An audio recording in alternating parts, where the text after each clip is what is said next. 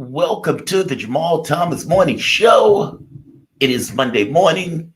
I hope you guys are doing all right. I hope you're up and at 'em. I don't know necessarily what you guys are doing. Obviously, I can't necessarily see you through the computer.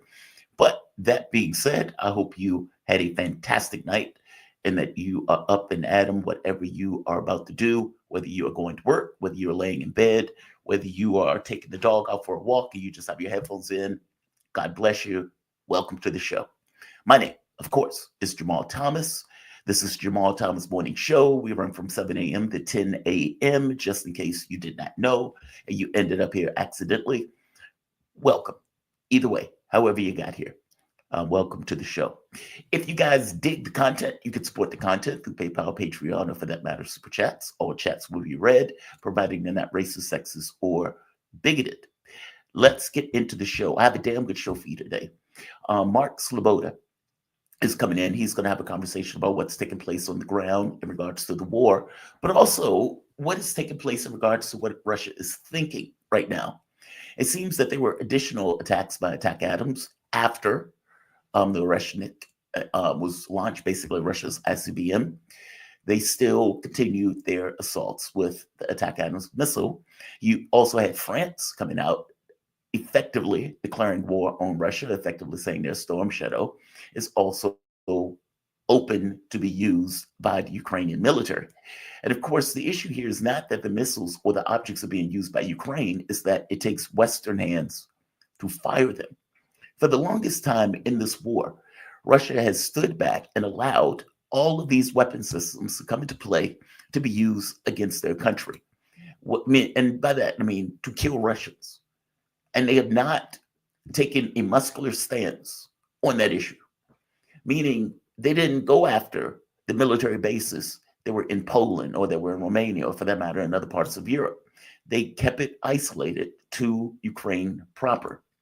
When Ukraine invaded Kursk, with no military necessity for it at all, but whatever, when they invaded Kursk, and you all of a sudden had this thing where they're like, well, yeah, we're going to now allow these weapon systems to be used to hit into Russia proper and potentially even deeper into Russia. Okay, well, now we have a problem because now it's not Ukraine firing those weapons. It's you firing those weapons. It's you as NATO countries firing those weapons. And if you believe for one moment that we're going to let you take shots at us and you be safe somewhere in your countries, you're out of your mind.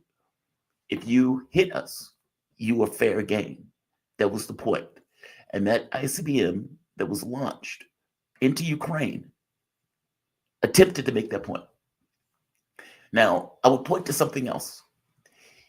There were reports at the very beginning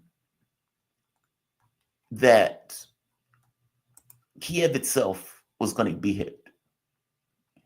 And with these reports, if you remember, the embassies shut down because they thought they were going to get hit right here. I think, and I'm going to put this to Mark, that this wasn't haphazard. I think that this was a warning within a warning. The first warning was, we have devastating power and can decimate anything in Europe. Full stop. But within that, the secondary warning of Kiev is next. This could happen to Kiev. And the reason why I say that is they clearly got a warning about Kiev. At the same time, within the very next day or that night, the other base was hit in Dnipropetrovsk. I don't think those things are unrelated to one another. I think those things are linked. And I think that is a warning. If you continue to escalate, we will escalate further. I also want to take you back to something Obama said. During the Obama era, Obama presided over the overthrow of the Ukrainian government that effectively got us into all of this in the first place. Again, let's stop pretending as if expanding NATO to the border of Russia is not provocative. Let's stop pretending that knocking over the government of Ukraine and putting in a Nazified patsy government that is completely beholden to the West as being timid. No, that is a provocative act. This stuff is taking place on the Russian border.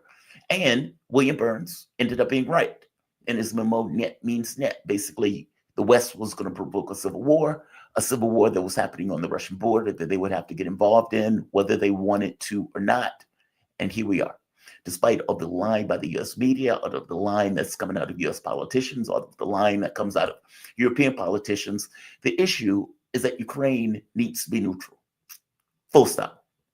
In the same way we wouldn't tolerate Mexico being knocked over and being used as a platform for Russia, or for that matter, Cuba being used as a platform for Soviet weapons, then why on earth will we assume or believe that Russia's security interests will not be upheld by the Russian state? It's nonsense. That being said, it seems that the European leaders who feel their political legitimacy slipping away, and I would argue that it's not slipping away, it is effectively gone. Keir Starmer, there's a vote out. There's a vote out that they want to effectively replace Keir Starmer. And it got over 1 million votes, a petition, within one day. Now, at a certain point, this has to be debated within the Parliament of the UK. And I would imagine this is going to be deeply humiliating for Keir Starmer. But keep in mind, Keir Starmer was the one that effectively was asked, you realize that Britain could be hit, right? Meaning that missile could hit us. Russia could attack us. They've already said we are a legitimate target. What do you have to say about that? And Keir Starmer's response was a non-response. Keir Starmer didn't engage the question and went with this idea, well, we have to stand by Ukraine. We have to stand by Ukraine. As I said, the issue with Ukraine is not exactly Ukraine. The issue with Ukraine is Western legitimacy, Western hegemonic control, and their belief that they need or want to be able to control the globe. They mistaken a unipolar moment for the end of history. It wasn't the end of history. The reality of it is we are in a multipolar world. And as long as the West avoids that, ignores that, pretends that that is not true, then this world will be brought to the brink of disaster. What I mean by that is I keep saying, and I've said for over a year, that the issue with Ukraine goes beyond Ukraine. The issue with Ukraine goes into this idea of whether or not the West has the power and the capability to shape and direct events on the ground. Meaning, do we have enough control and power to dictate how the world functions and how the world works?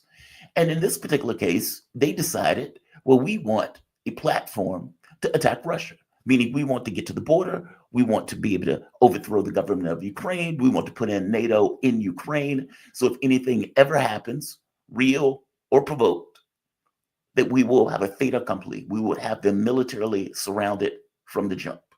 That's what they wanted.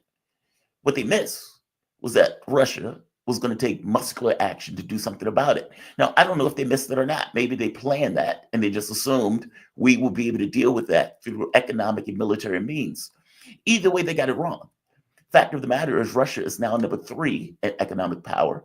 And from the standpoint of military, they have the most dominant military in Europe and maybe even the world, especially since they've been getting real world experience with new battle conditions in real time as it takes place right now. Any notion that Russia is not stronger today than it was before all of this started will be false. The same people that lied to you from the very beginning, that got you into the war, that told you Ukraine was winning all the way through, that said everything was great and we're going to stand by them for as long as it takes, and that the Russian economy was going to fold and collapse, and that Putin was going to be taken out on the rail. None of that happened. They've lied all throughout this war. This idea that Putin is going to rummage all through Europe with 150,000 people, which is what they were trying to get you to believe, was utter nonsense. But now we're on the brink of a third world war. The reality of it is France, the United States, and the UK have declared war on Russia. There's no other way to look at it. Putin has gave his red lines.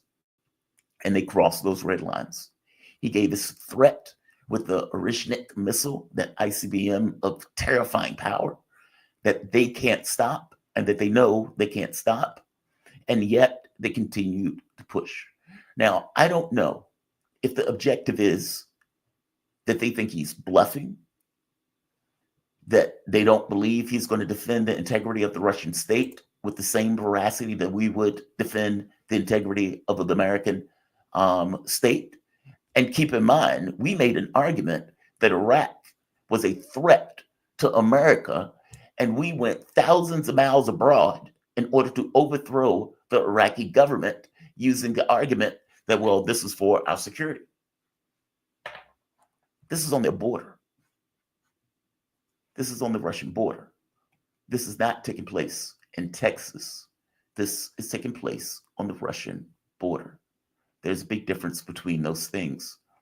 What I really hope, because it seems that Joe Biden is doing everything in his power to escalate this conflict to the brink of a war. I know what I was going with. I don't know if their thought is if they are prepared for a war, that they want to provoke a war, because Lord knows that's where they're going, or whether they think Putin is bluffing, which will be deeply unfortunate. Because the fact is, people are bluffing up to the point where they're not. And if they find out that they are wrong, then we are already in an escalatory spiral at that point that will lead either to the defeat and destruction of NATO or the end of the world. The Russian state is not going to allow itself to collapse. And you get this situation where NATO considers what is happening in Ukraine is existential. And even though it is not, in a sense of existential of a state, it is, from their point of view, existential from their notion of control, power, ego, their ability or their thought that they are somehow superior. All of that stuff got staked in Ukraine, and all of that stuff failed in Ukraine. The question that I have going all the way back to maybe the first year of this war, is the West going to be able to let it go? Meaning, are they going to be able to accept that they lost? And if they don't accept that they lost, oh my God, we're in a world of shit. That is the way I look at it, and that is the way I think it is. There was a speech that was given by Donald Trump, and I was looking for the speech, where he, in real terms, points out that we are on the brink of disaster and that Joe Biden is responsible and that we need to bring down hostilities now because we are effectively talking about nuclear war. Trump, in that speech, was completely right. And I got to be honest, I don't know what's in their heads. I legitimately don't know what's in their heads, because it seems like they're edging and edging for that war. And look, maybe they think they can win a nuclear war. I don't know why they think that, but maybe they do. God forbid if that's what's in their minds. As I pointed out before, this is a Cuban Missile Crisis in reverse. And it's a Cuban Missile Crisis in reverse in a way where our leaders are far more incompetent. Meaning, this is not Kennedy and Khrushchev, where they don't really want a war and they're doing everything in their power to prevent a war. And even behind the scenes, they're having conversations and talking. Because you must understand, the Soviet Union and the US, even though they were in a Cold War, they respected each other. It's not like it is now. It's almost as if when the Soviet Union fell, there was this belief that we won. And because this belief was in that we won, that we didn't necessarily have to have conversations or deal with Russia in real terms. Well, this is where we are now. I am joined with the one and only Mark Sloboda, International Relations and Security Analyst. Mark, man, you are the person to talk to today. How are you doing today? You doing all right? Tomorrow, thanks for having me. It's always an honor and a pleasure to be on the show. Mark, it's always an honor and a pleasure to have you. Mark, are we, I keep looking for the behavior of the West to change. And I keep looking to determine how they're viewing the ICBM strike, meaning are they taking it with the gravity that it deserves? I feel like we're in a Cuban Missile Crisis in reverse. I've pointed that out a few times. It doesn't seem, though, or it seems like it's a catch-22. If Russia responds, especially if it's an escalation, they don't look at that as, okay, well, Putin is serious. He's not bluffing. So we need to back down. They look at it as, well, Russia escalated, so we need to escalate. Are we at the brink of a third world war? Where are we in this? And what is the Russian government thinking currently, especially considering there have been new attack item strikes apparently in Russia or towards Russia? What's going on? Okay, so first of all, it has to be said, I think first, because there was some erroneous information, some erroneous assumptions at first. And while we don't know everything yet, the Russian strike on the Yuzhmash military industrial facility in Dnipropetrovsk last week was not an ICBM in terms of an intercontinental ballistic missile, right, but we now know officially is an IRBM, technically a hypersonic intermediate range ballistic missile, known as the Oreshnik, which in English would be hazel, which evidently it was named because of the clustered form of the munitions for this strike. And there is still a lot of questions open about it, but it appears that the weapon does have, so it comes up as a unitary missile, which then breaks into several smaller submunitions, which it appears then breaks each into smaller submunitions. At least that's some of the analysis that we have thus far.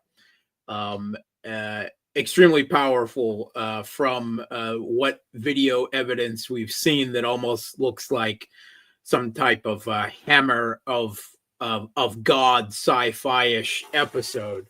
But we don't know yet anything about the effects on the ground, because the Kiev regime has cordoned off the entire area and is letting no one in, no official, no confirmable information has come out. We've heard anecdotal evidence from some residents of Dnipropetrovsk that there's nothing left but dust of what was once an enormous parts of an enormous military industrial facility, and the Yuzhmash, which dates back to Soviet times.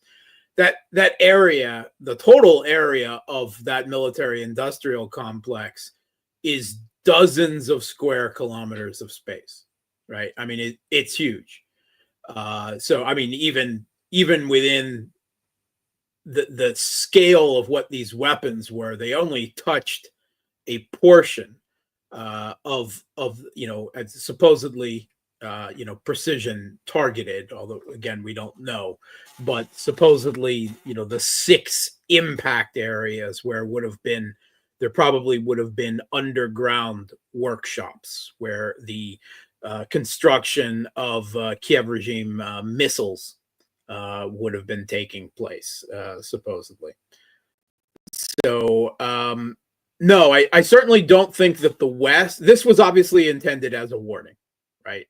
This is a new system, although Putin says that they already have a stockpile of it, and that it would immediately be ordered into mass serial production now.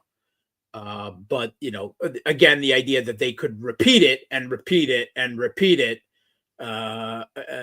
right now, if they feel the need to do it. Putin also suggested that they have several other weapon systems, advanced weapon systems that are at the same stage that could be put into, shall we say, field tests as well. We don't know, anything else about that other than what Putin said at this point. But it was obviously a warning, right? That warhead it could very well have been a nuclear munitions, right?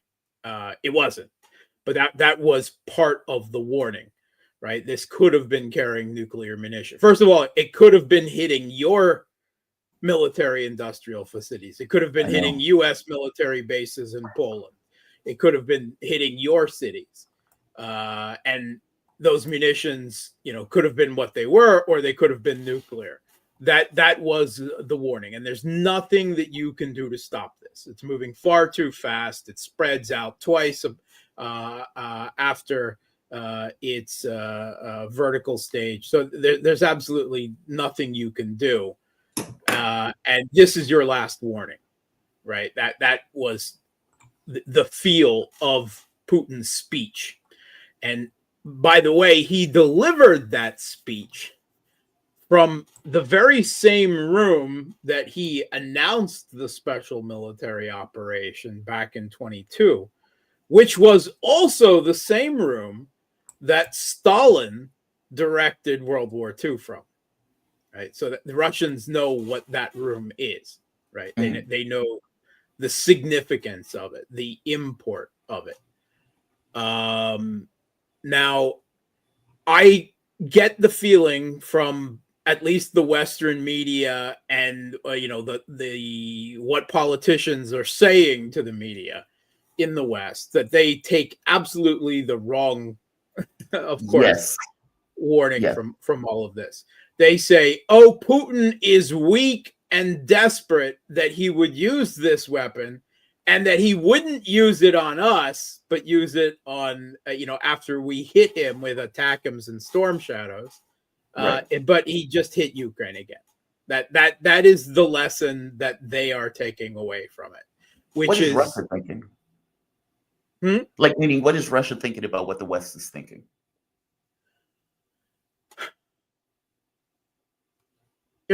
I think Russia is wondering right now about the sanity of Western leaders.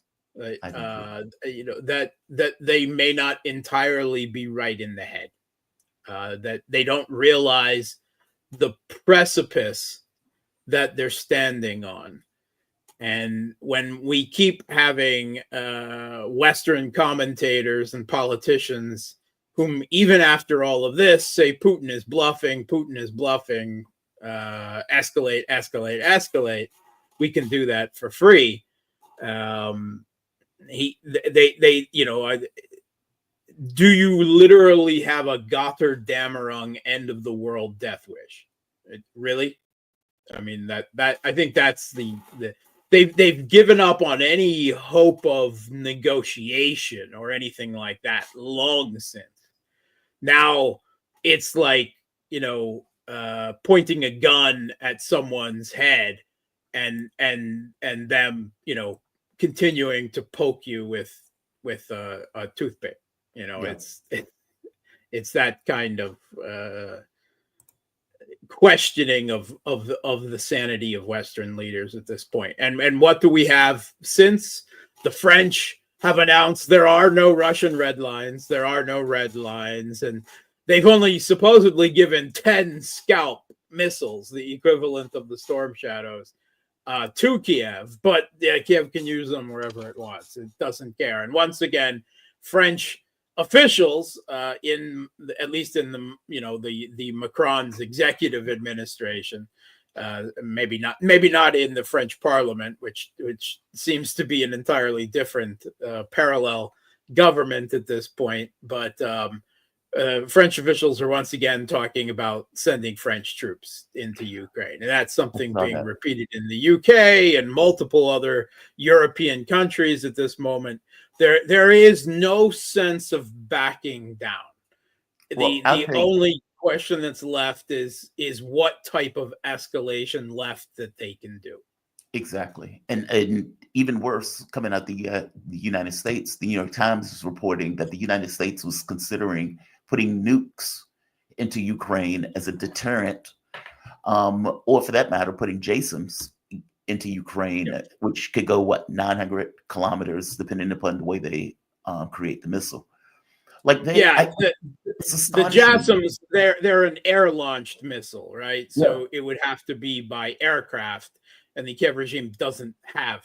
They have literally single digits of aircraft capable of delivering those weapons, even probably counting what F-16s they've been given so far. And we know that their pilots can't even fly those, supposedly, without wrecking them. So that has not been successful. So I don't think Russia is actually that scared of the JASSMs. Those aircraft, whatever they have left, would have to fly literally into the range of Russian air defense, for and Russia's own aircraft for that. So again, that's kind of a toothless threat at this point.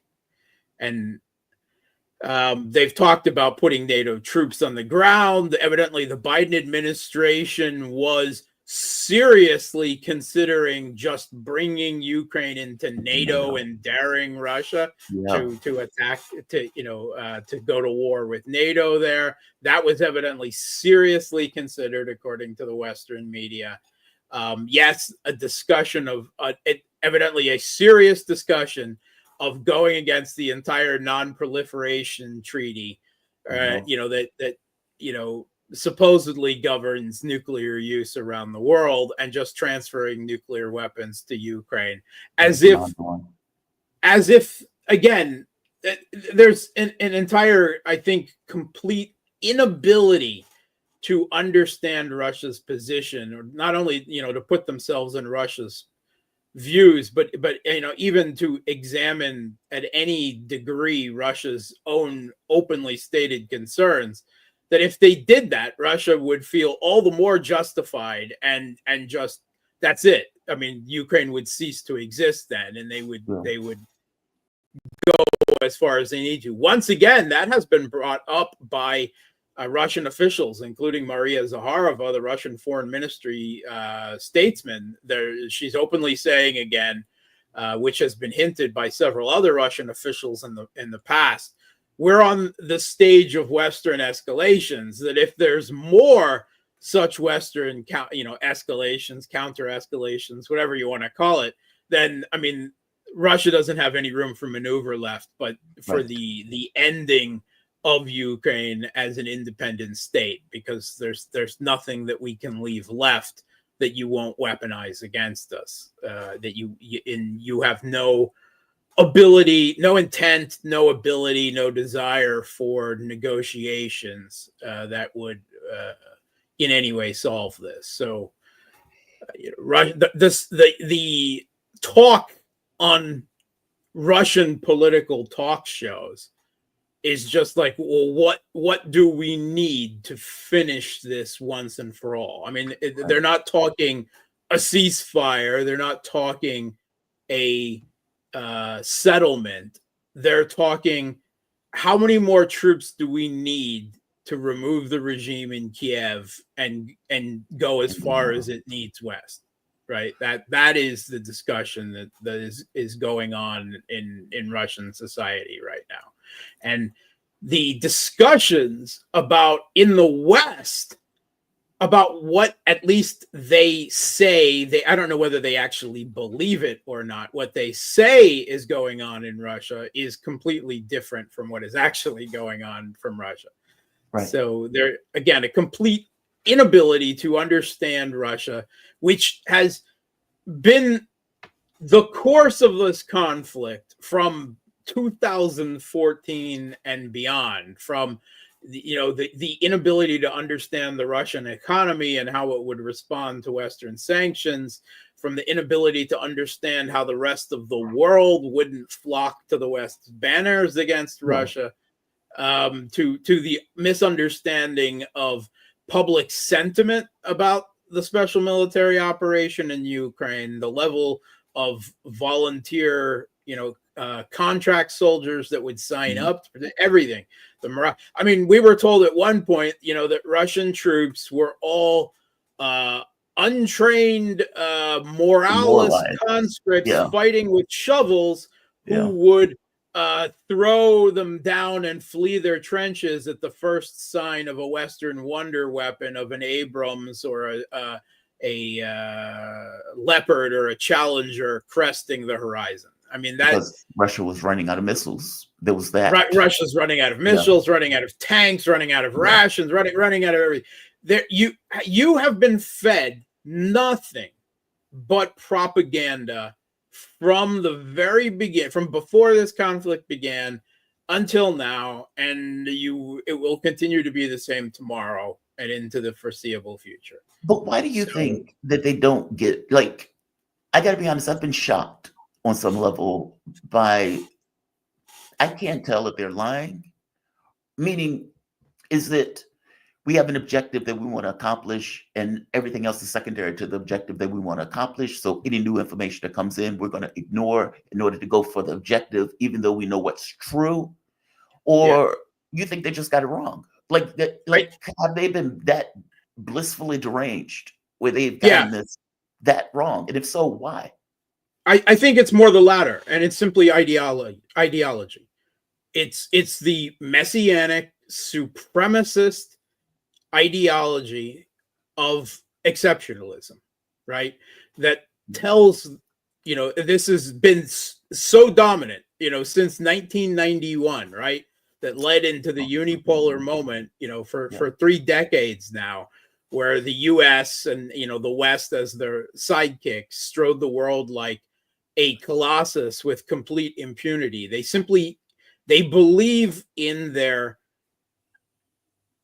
in Western exceptionalism and supremacy, on a military level, an economic level, a societal level, a structural level, a moral level, above all. And it's become part of their identity that they simply can't view the world through any other prism other than, we in one form or another, it's the same as the Israelis. We are the chosen people, right? Whether it's actual religious or not, but we should run the world. We must run the world because we are the best. We are the most moral. Our political system is unquestionable, and it has led them to this point of delusion where they're getting increasingly desperate and panicked, because now it's not only a question of them not winning in Ukraine and Russia winning, but because this exceptionalism and belief in their own superiority is such an absolutely essential part of their own identity and their understanding of the way the world works, that Nigeria with snow, as they often have, depicted and characterized Russia, is beating them and beating them badly, and there's nothing they can do about it. It's challenging their identity. And that has them just in a state of emotional and mental upheaval. We've heard from Zelensky's own, officials anonymously when they spoke to Time Magazine, Schuster's Time Magazine last autumn, right? Over a year ago now, and they then described Zelensky as delusional, right? That you couldn't tell him he was losing. They literally described him as an emperor with no clothes. Well, this is the entirety of the Western political and foreign policy leadership at this point. They're all in the exact same mental space. Terrifying. This is terrifying to me because they don't seem to get it. It's like the gravity of it seems to be missing for some reason. What do you think the next escalation is going to be? And let me ask you this. I have a pet hypothesis. So when they fired the Oreshnik, immediately at the exact same time, apparently Kiev was getting warnings that an attack was going to take place on Kiev, in which case all of the embassies closed. Were those two things related? Meaning, was it Yeah. Russia given a warning within a warning on that?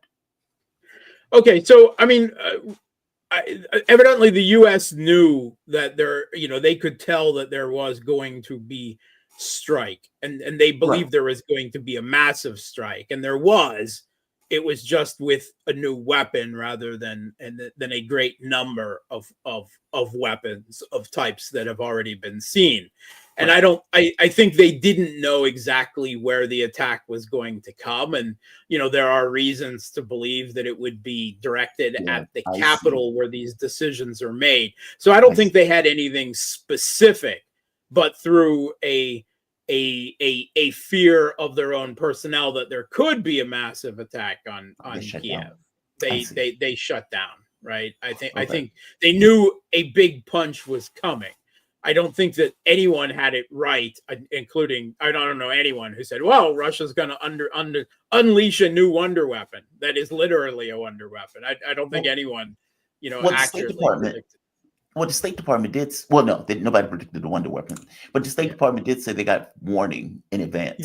30 minutes before the weapon was fired, right, there was through a type of nuclear hotline. There was basically the reception of a text message saying that we have fired a missile. It is not a nuclear missile, and it is directed at Ukraine. That was the warning that came. That it was basic nuclear deconfliction. I see. So what will be the next escalation? Because it doesn't seem like the West was taking this appropriately. I mean, they see, like you said, they seem to be taking it as, well, either Putin is bluffing or Putin will hit Ukraine, but they wouldn't hit us. So what needs to be, I guess that's two questions. A, what is the next escalation most likely to be? And what does it need to be?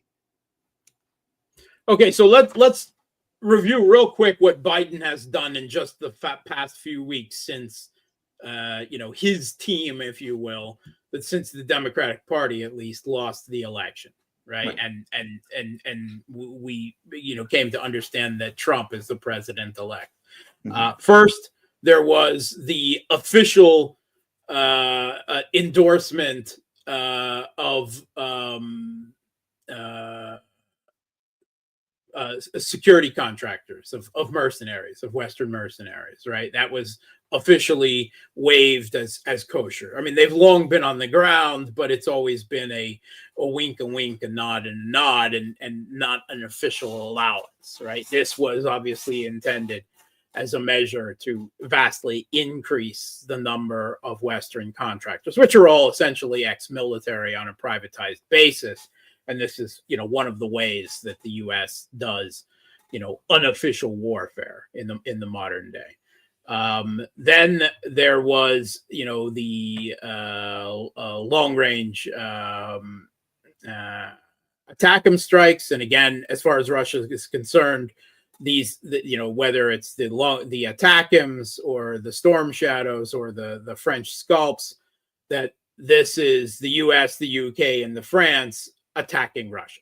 This is a NATO attack on Russia. Both, the weapons are Western, the targeting and satellite guidance is Western, and the specialists that actually program the targets into the missiles themselves are on the ground in Ukraine are Western. So, maybe there was a Ukrainian somewhere in the room somewhere while the Western specialists were doing this. But as far as Russia's concerned, enough of the games. Your fig leaf of implausible deniability of a proxy doesn't hold water anymore. This is your missile attack on us. This is Joseph Biden launching ballistic missiles into Russia, right? So it necessitates, a response. Even if the majority of those weapons, wherever they're fired in Russia, can be brought down by air defense and electronic warfare and the like, and aren't going to change the fact that we're winning on the ground. Even so, that is simply something that no country that has the ability to stop it can allow to continue. So, and then we've also heard that Joe Biden has also now approved the transfer of anti-personnel mines to Ukraine. They've already provided anti-tank mines, supposedly out of personal convictions. Joe Biden hasn't approved anti-personnel mines so far because of, number of civilians and the like that are inevitably killed by such things. But the Kiev regime is critically short of mines of all types at this point. So that has been included as well. So I think, and once again, the Kiev regime is screaming loudly now for tomahawks, right? So that's going to be a consideration. The JASSMs will probably be first, but again, it's not going to have any type of significant military effect, right? So there's not much else left there but Western troops, right? I mean, that they're on that point of direct NATO intervention, not out of any great belief or military planning of NATO will defeat Russia, because it won't. They literally, NATO has been revealed as a paper tiger in many ways, at least for this type of conflict. And there is the understanding now in Russia that Russia would obviously there would be an enormous air war, and that is something that would have its cost, but that Russia would win that conflict in the end, in Ukraine at least, right? So there isn't the fear of that. The West believes there must be the fear of that. Russia must be afraid of us. And if we just put troops on the ground as a human tripwire force in Ukraine, then Russia will just stop. That is literally what they say.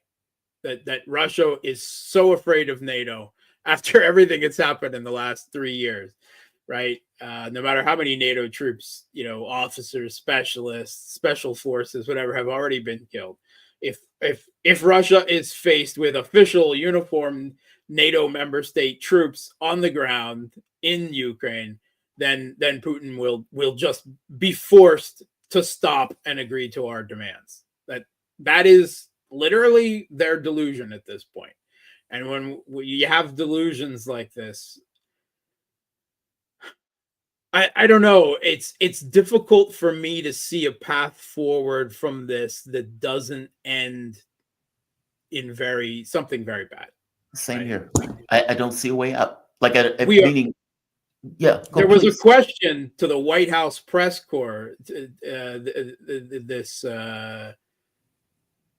this weekend. A journalist asked, "Are we in World War III?" I mean, that was literally the question that was asked, and there was, an immediate denial. That's not the way this building, interprets these events and everything. But it looks like we've already been for some time in the opening stages of a global conflict, and it must be said that these are multiple conflicts around the world that in the future will come to be understood as part of World War III. The conflict in the Middle East is already part of this as well, and now we're entering the hot conventional phase of that World War. That's literally where we are right now, and we just had the president elects nominee for defense minister Mike Waltz, or sorry, not defense minister, Mike Waltz, come out and say that the Biden administration, outgoing Biden administration, and the incoming Trump administration are one and the same, unified, and that our allies should not think that we are divided or in any way not unified as power, which of course they are. But I mean, that the fact that rhetoric alone is coming out, Yeah. I think should be a splash of cold water to anyone who thinks that, oh, all we need to do is get survive the next couple of months until Trump takes office, and then it will all be over and we'll have peace and sing kumbaya, and the conflict will be brought to an end, and that's it. Not so much. Yeah, wake up. Yeah. Wake up, because none of that is going to happen. So what is Russia's next escalation then? Because again, I don't see a way off the spiral at this point. I wish they would have asked the press person, if it's not World War III, where do you see us getting off of this escalatory spiral? That would be the operative question coming up next, right? Yeah, but they've already similarly answered that and said, we're not escalating. Russia started this war. That is, just the complete denial. Knocking over the government of a country or expanding to the border. Totally not provocative at all. So what is Russia going to do next? If Russia is looking at this and saying to themselves, okay, they didn't take the hint. And again, this is not a situation where they can't do anything, because if they don't do anything, Western troops are going to end up in Ukraine, or for that matter, Poland is going to start shooting down Russian missiles. So what is the next escalation for Russia as they try to demonstrate deterrence? Okay, so first, we're going to continue to see U.S. ATACMS, British, French Storm Shadow strikes, whether they're effective or not. It really doesn't even make a difference, right? They've long been, all three of those weapons, right, have long been used in this conflict at this point to no effect on the battlefield.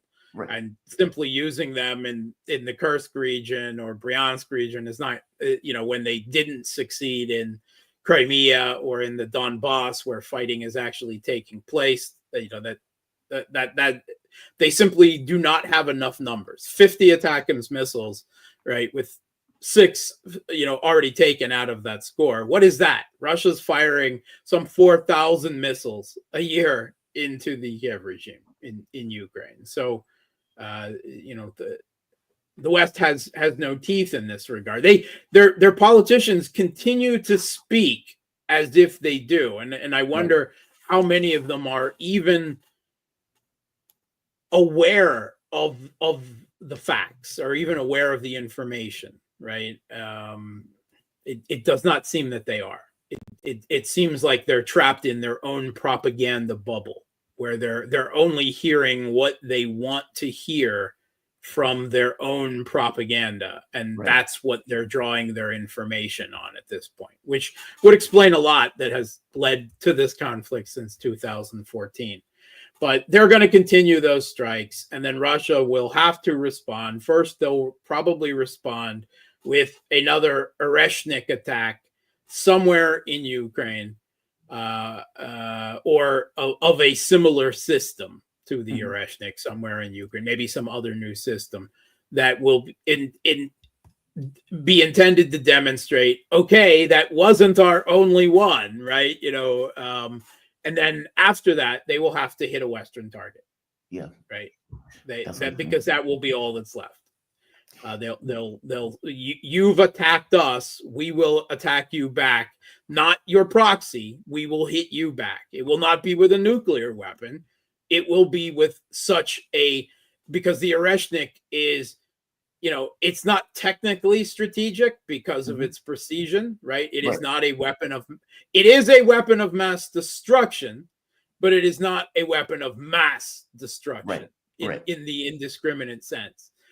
So that will be used. And Putin has already gone to the length in that regard of saying that civilians in your countries will be warned when we're about to use such a weapon on you, because you can't do anything about it. You can't do anything about it anyway, right? So it's not gonna. The warning is not going to affect the implementation of the use of such a system. And then what does the West do when Russia launches something that you might as well consider rods from the gods from the sky, right? Oh, that's the question. That is Yeah, I mean the number of voices screaming for a nuclear response, no matter what that actually means, would be through the roof. these Right? people are about to end the world. Yeah. I mean, Yeah. like the level of incompetence is staggering. When they asked Keir Starmer recently, they say, "Hey, you realize Russia could hit us, right? We're a legitimate target." He just said we're a legitimate target, and Starmer blows it off, and it's like, "Well, we must stand by Ukraine." Why do you think they've become like? My argument is that this is the issue of hegemony, that they don't want to let it go. That this idea of a They multipolar can't. world They is the cannot. state They in won't. Ukraine. Yeah. They won't. Wow. Again, it's that this exceptionalism that they have the right and the duty to rule the world, and they must because they are exceptional, right? They, the supremacist messianic ideology will take them right over the precipice. They will walk right off the precipice into a nuclear war with it because they will believe until they are falling through the sky that Russia is bluffing. Is bluffing. Let me ask you this. There have been reports here, and I hate to even ask this question because it's so ludicrous, but that the Storm Shadow missile strike wiped out a battalion of North Korean troops and the commander of that North Korean battalion. And they've gone further and they have said that Russia, I don't know why Russia would do this, but that Russia is conscripting Yemen Houthis to fight in the war. They help out. I'm serious. I know you think I'm joking, but this is okay. So first one, that North Korean. I mean, this is already the sixth sense I see North Korean people level nonsense. Yes, we saw the North Koreans. The ghost of Kiev was battling with them and destroyed them. right, I mean, right. it's complete fan. It's ludicrous at this point. But it's all Red Dawn fan fiction at this point, Yeah. right? It's not happening as far as I can tell, right? It's literally just an excuse used to justify Western escalation. And because they can't admit that Zelensky was just lying because, yes, there are North Koreans somewhere in Russia conducting military training, gaining some experience, but they're not participating in the special military operation that anyone can tell, right? Have they transferred some North Korean howitzers to Russian control? Yeah, I think Russia's probably testing out some North Korean howitzers. They've got some nice statistics on paper, right? Yeah. They're allies now. They want to see how they work. They're not averse to using anything. Ukraine, I mean, the entire West has provided Kiev with weapons, so that Russia's not averse to trying some North Korean toys out, right, on the battlefield. But that's all it is, right? The attempt to inflate it into something else is just part of the same propaganda game, the same propaganda of justification for escalation after escalation. There's been zero evidence provided. There was already a walk back, even in the Western propaganda. Okay, so the Storm Shadows didn't wipe out an entire brigade of North Korean troops. It was just one general who was wounded. All right. Again, the idea that some general was in a forward command, some North Korean general was in a forward Russian command post in Kursk is also ludicrous. So I don't know. I mean, maybe there was a North Korean observer somewhere there. Right? I don't know. It's like, here's our evidence. This one Asian-looking guy. Yeah, one Asian-looking Russian, right, in Russian uniform. He's not a Buryat or a Chukchi. He must be North Korean because he doesn't look like us. And this type of racist, and that's been part of the Kiev regime propaganda since before 2014. That Russian is the Mongoloid, barbarian Mongoloid Asiatic hordes, and we are the good white Aryan Slavs who will defend Europe from this Russian Mongoloid horde. I mean, that's been part of their Banderite propaganda since even before 2014, right? Well, going into that for a moment, is it fair to say, I had this thought that the U.S. is thinking of using Europe in the way that it's using Ukraine. And what I mean by that is Ukraine is being used as a proxy. It's this kind of battering ram to go after the Russians and stick it to the Russians. And at this point, it seems that that's the end goal. Just How can we damage Russia? And how can we keep Ukraine going to damage Russia? But if it breaks into a war, the US is looking at Europe as being kind of the same way. That if there's any conflict, if there's any major direct exchange, that war takes place on the European continent, and that America somehow stays blissfully safe, far away across the Atlantic. I mean, that's been part of America since they achieved control over the continent to the Mexican and Canadian, what are today the Canadian and Mexican borders. Right. That's been part of the whole geopolitical rise of the United States, is they have no enemies in their hemisphere, and everything they do to the rest of the world leaves them at a degree of geographic protection from the consequences of their overseas. Europe doesn't know that. Like, Europe doesn't have people, I don't know, war planners, people who they absolutely know that. They just don't view it in the same way, right? I think we've talked about this before. This current generation of European political and foreign policy leadership, they have been mentally colonized by U.S., if you want to call it neocon ideology. Again, they believe in this ideology of Western exceptionalism. They believe in U.S.-led Western global hegemony. And they believe in their part in that project, in much the same way that the Greeks understood themselves as part of the Roman Empire. Like, yes, we've provided the culture, and we provide, it's Greeks who teach all, provide the philosopher teachers of all the Roman leadership, blah blah blah. We're the moral and intellectual guides behind the muscle that is the Roman Empire. That's the way the Europeans view themselves as part of U.S. hegemony. Oh, they're idiots. They're going to get them people. They're so, oh God, man, they're going to get themselves killed. Last question, Mark. And I guess this goes in, Putin in that speech made the point of saying this is beginning to look like it has a world character to it, like a global nature to it. And he's right. Yeah, he said it looks like we're in World War III. That's what he was saying. Yeah, he said it out in speech. The security deal with Iran, has that been finished? Has that been completed? Has any more information come out about it? No. The last we heard was when the BRICS meeting was going on, and that it was said, right? It was reported in Russian news agency TASS and elsewhere that the Iranian president would be traveling to Moscow sometime later this year for the final signing of the document, that it was to be done on a bilateral basis, not on the sidelines. But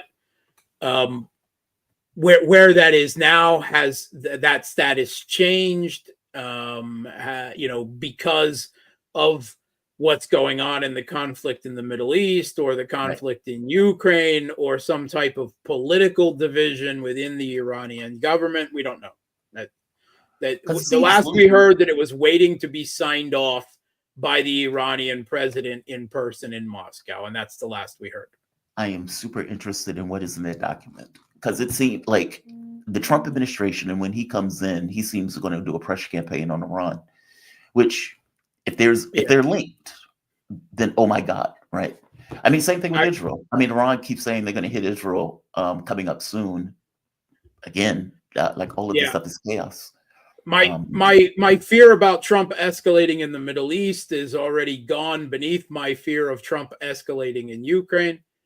Over the weekend, we had Robert Wilkie, who is heading up the Donald Trump's Pentagon transition team, right? In an interview with the BBC,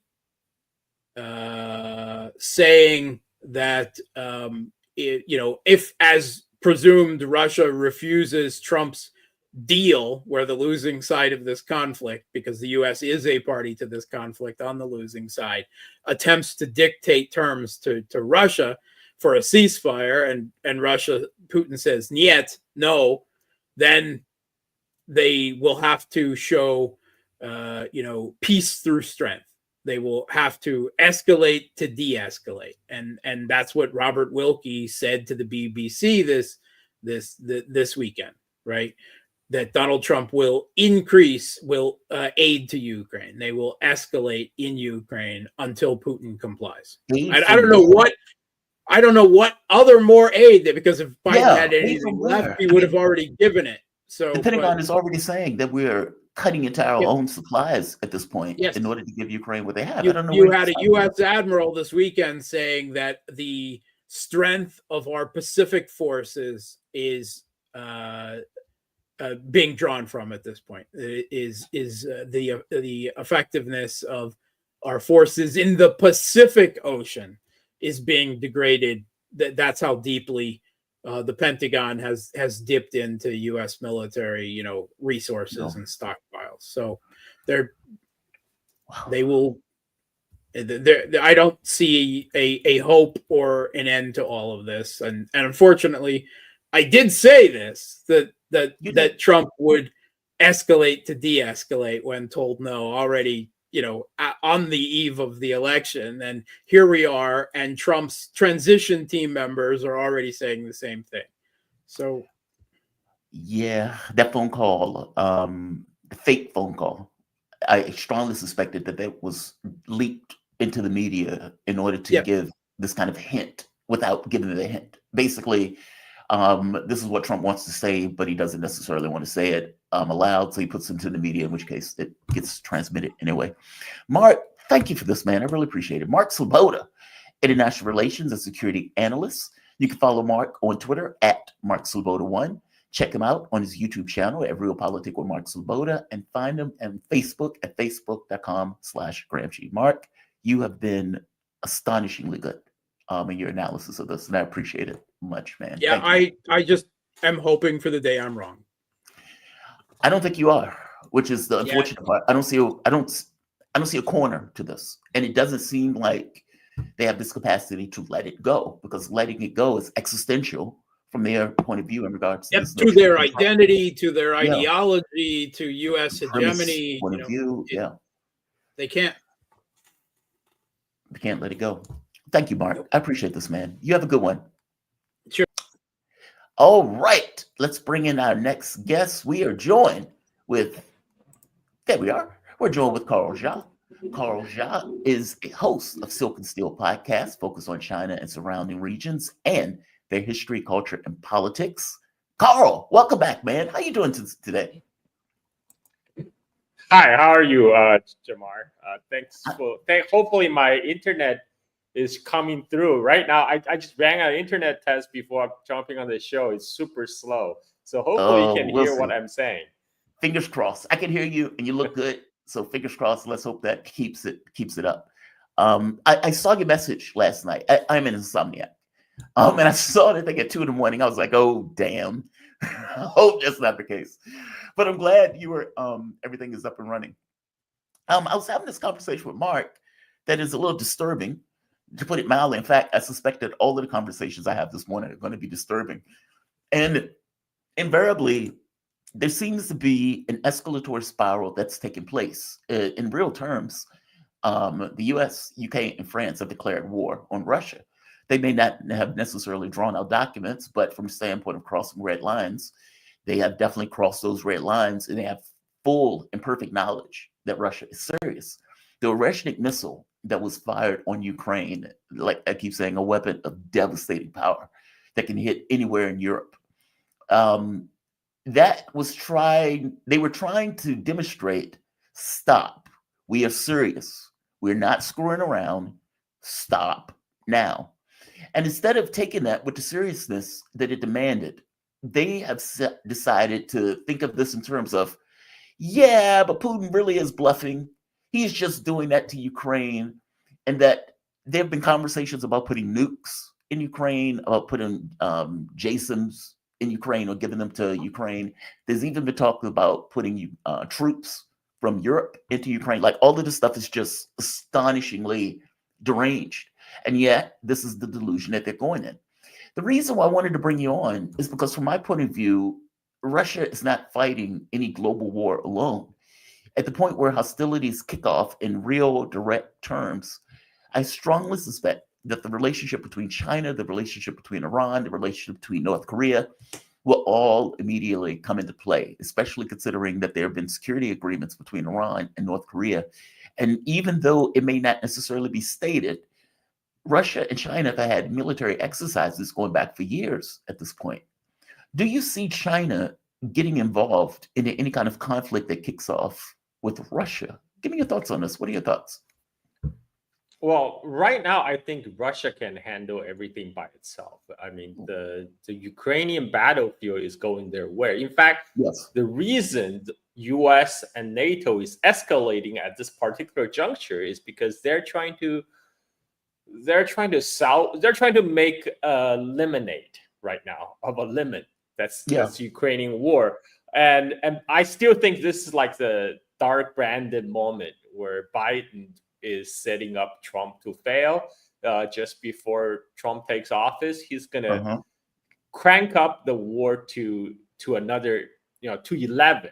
So there's no way that Trump can have any possibility of making peace. This is why they. Oh, go ahead. I'm sorry. And this is why Biden authorized long strike missile attack deeper into Russia. This is why they're talking about returning nuclear weapons that was taken away from Ukraine after Cold War. Yeah. And they are doing everything possible to provoke Russia. And Russia has responded. Russia sent a very clear signal.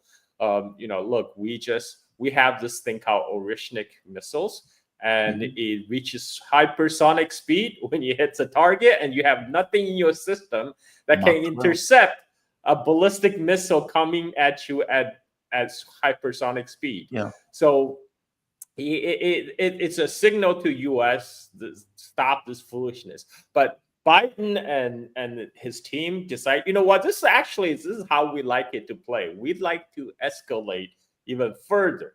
We want to have it more. We want to put more fire. I mean, for Biden, he's going out in a blaze. Yeah, but he's going to take the world with him, which is the problem, because there's no other room, meaning there's no room to escalate in this. Like, any escalation at this point is a breach of a red line. And the fact that Putin launched that Oreshnik missile, he even in his statement, he made it clear, you will be fair game, meaning all of you are legitimate targets since you are firing missiles into Russia. And by the way, even in that statement that he gave, when he gave the speech, what's wild about it, Putin has come out and gave a speech to his people. Kamala Harris is on vacation in Hawaii. Joe Biden has not been seen. Like, think about that. Like, Joe Biden is making decisions behind the scenes that is dragging this country into a third world war, and he has not addressed the nation. He has not said anything to the American public, and there have not been any real questions asked about, hey, Putin says that, he may hit bases in Europe. What do you have to say about that, Joe Biden? Nothing. Like, it's astonishing. I've never seen anything like it. I guess my thing is, even in that speech, though, he noted China. He was talking about that the U.S. and Europe were moving weapon systems also with this idea of countering China. In the speech that he was talking about with Russia, meaning even in his speech, he linked China and Russia together. So it's like, yeah, Russia can win a conventional war, but I get the sense that at the point where NATO troops are getting killed and they lose that conventional war, that it may go nuclear. And I would imagine the countries will happen. Please. No, everything, right now, Washington justifies everything as countering in China. Like, even Ukraine war, they say, well, we have to win on the battle of Ukraine, so China don't have second thoughts about Taiwan. Yep. But they're losing in Ukraine. Taiwan can see Ukraine is getting wrecked. And there's no way China is going to let Russia fail. I mean, China understands perfectly. First, the West aim to take down Russia, and then China is next. Yeah.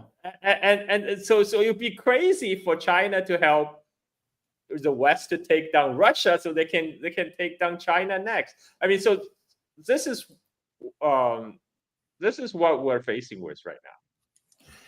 This is terrifying. Yeah, because they don't seem to get the you know gravity what? of it. Hmm? Oh, I can't hear you. I Oh, there have you are. to. I have to. Sorry. I have to. I have to. I have to. I have to. I have to go. I have to go. Real quick. I'm sorry. I like. If I No, can no. I go real quick and come back? I mean, Yeah, yeah. You can come back. No worries. No okay. worries at Okay. all. Okay. All right. All right. Sorry. Sorry. Okay. No worries. It is a live show. Things happen. He will be back. Look, man, this is terrifying. And if you're not terrified, you're not paying attention. The West, look, part of my biggest concern with lying and why I believe it's so important to be honest or have some level of truth when news is being reported that can get to the nub of it. Because if you don't, you allow narratives to be created. And the narratives that are created create a reality of its own, despite the fact that it's not true. And so when they come up with justifications and they come up with these ideas of the world that they are basically acting on, well, if those things are built on lies, then you can get some of anything. So you can come up with North Korean troops are in Ukraine and they're fighting the Ukrainians, or the Storm Shadow missile took out a battalion of North Korean troops and a commander. Like, that stuff is nonsense. Putin wants to take over all of Europe. Again, nonsense. There wouldn't play Putin's speech where he is talking about we need Ukraine to be neutral. You can't have a situation where you've overthrown the government of Ukraine. A revolution of dignity. And you can say that, especially since that ignores the fact that a coup had taken place. I'm saying that lying is a way for them to get from point A to point B politically, purely for political expedience. And those lies create a gravity or reality of their own that they start to operate on. October 7th is when everything started. It creates a reality of its own, despite the fact that they're lying through their teeth. I'm saying that right now, they've created this narrative that this is purely a war of aggression, that there was no reason at all for Putin to invade Ukraine, that special military operation is Putin's way of attacking all of Europe, despite the fact, again, this is not happening on the border of Texas. This is happening on the border of Russia. They overthrew the government of Ukraine. They expanded NATO to the border of Russia, even after telling them when the Soviet Union failed that we won't move an inch to the east. This was something that was communicated to Russia very clearly. And yet, they didn't move an inch to the east. They moved to the border. And all of them knew that this was a red line, especially Ukraine, considering Russia has been attacked by the West multiple wars, whether it was Napoleon, First World War, Second World War, all of which use Ukraine as an entry point into going into Russia. It is the reddest of red lines, and they seem to trespass on that in its entirety. They would say NATO is Levin light, despite the fact that NATO is a hostile military organization that should have went belly up the moment that the Warsaw Pact or the Soviet Union went belly up. After all, NATO was supposed to be there in order to deal with the Soviet Union. Well, there was no Soviet Union anymore. So why is it still in existence? It's in existence because it's a power projection device that the US could use in Europe. My biggest concern, my biggest concern is that they can't let it go. And they won't let it go. Meaning they have this idea that they are superior morally, ethically, militarily, economically. And despite the fact that those things are being shown to be false, they still push. It's like the reality of it. It's not sinking in. It's kind of like a gambler who can't necessarily deal with the fact that they have a gambling problem, or an alcoholic that can't deal with the fact that they have an alcoholism problem. The first thing in AA, I had a drunk grandfather. First thing they tell you, my name is Bob Jones. I am an alcoholic. And they tell you that because they want to settle that into you in clear terms that A, you have a problem, and B, something needs to change in regards to that problem. And we're not there. When the Soviet Union fell, we seem to have taken this appraisal that the end of history, we won, as if there weren't other empires that came and went and who thought they would be there forever. Whether it was the Roman Empire, whether it was the Brits, the sun never sets on the British Empire. It has, in its entirety, it has. Really, it has. I'm saying we're the same. We're no different. And this world is trying to move in a different direction every bit as much as the world has moved in a different direction over other periods of time. When you had slavery in the world, that was normalized. Okay, well, the world gets to a point of saying, we don't want that anymore. We don't like that. That's not something as a world we're okay with. We're against that. That was a bad movement in regards to world affairs. I'm saying that how America has behaved with this kind of ultimate power that it had for the last 20, 30 years has been the reason for that movement into a multipolar world. And it is a very hard ask, or a weird ask, to look another person, or for that matter, one country, looking another country in the face and saying, we're exceptional. We're the greatest. We are indispensable. Meaning we are the only element of this world that cannot go to the rears.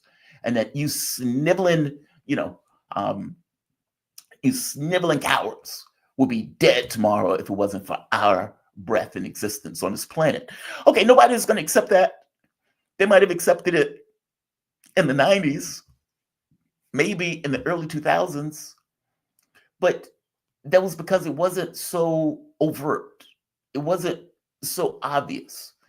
Meaning we've gotten to the point where we've gone with this notion of a rules-based order. And a rules-based order, basically, we make the rules and we shape them and turn them whenever it needs to be in our best interest. Meaning it is in people's face clearly and obviously. Whether it's this the increase in the capability of China, whether it's the increase in capabilities of Russia, and the things that the U.S. has effectively done to hedge or stop or inhibit those countries from their growth and expansion. In China's case, the sanctions. In Russia's case, the sanctions. In Iran's case, the sanctions. Or even this notion of Israel and burning down all notions of international order in order to protect Israel. All of these things, this stuff is grotesque. And the rest of the world sees this and sees it clearly. When they fired us, or at the very least, when they passed sanctions in order to get rid of the company, one of the things that Blinken said was that Ukraine, or that the rest of the world wasn't getting on the Ukraine bandwagon. Basically, they were alone. They were isolated on the issue of Ukraine. And that they believed that RT and Sputnik was part of the reason that the world did not get on the bandwagon. Now, again, this is nonsense. Like, we're talking about somewhat of a small organization here in the United States, but the rest of the world was looking at the stuff just far more clearly because the rest of the world either had kill squads, like what's taking place in South America, where we were knocking over governments left and right so they can fully understand that Ukraine was knocked over in a coup in the same way that their governments were knocked over, with dictators being put into place and held into place by the US, whether it's in Africa that has to deal with colonialism, and again, the West putting its foot down on that country, on those nations, on those countries for God knows how long, or whether you talk about the Middle East, where you have a colony that is in the Middle East right now that is trying to expand and kill to do that expansion. I'm saying that the rest of the world had a clearer vision on this than in Europe, than in the United States, because the rest of the world had been at the blunt end of a weapon of Europe and the US. It wasn't RT and Sputnik. They just saw reality clear and for what it was.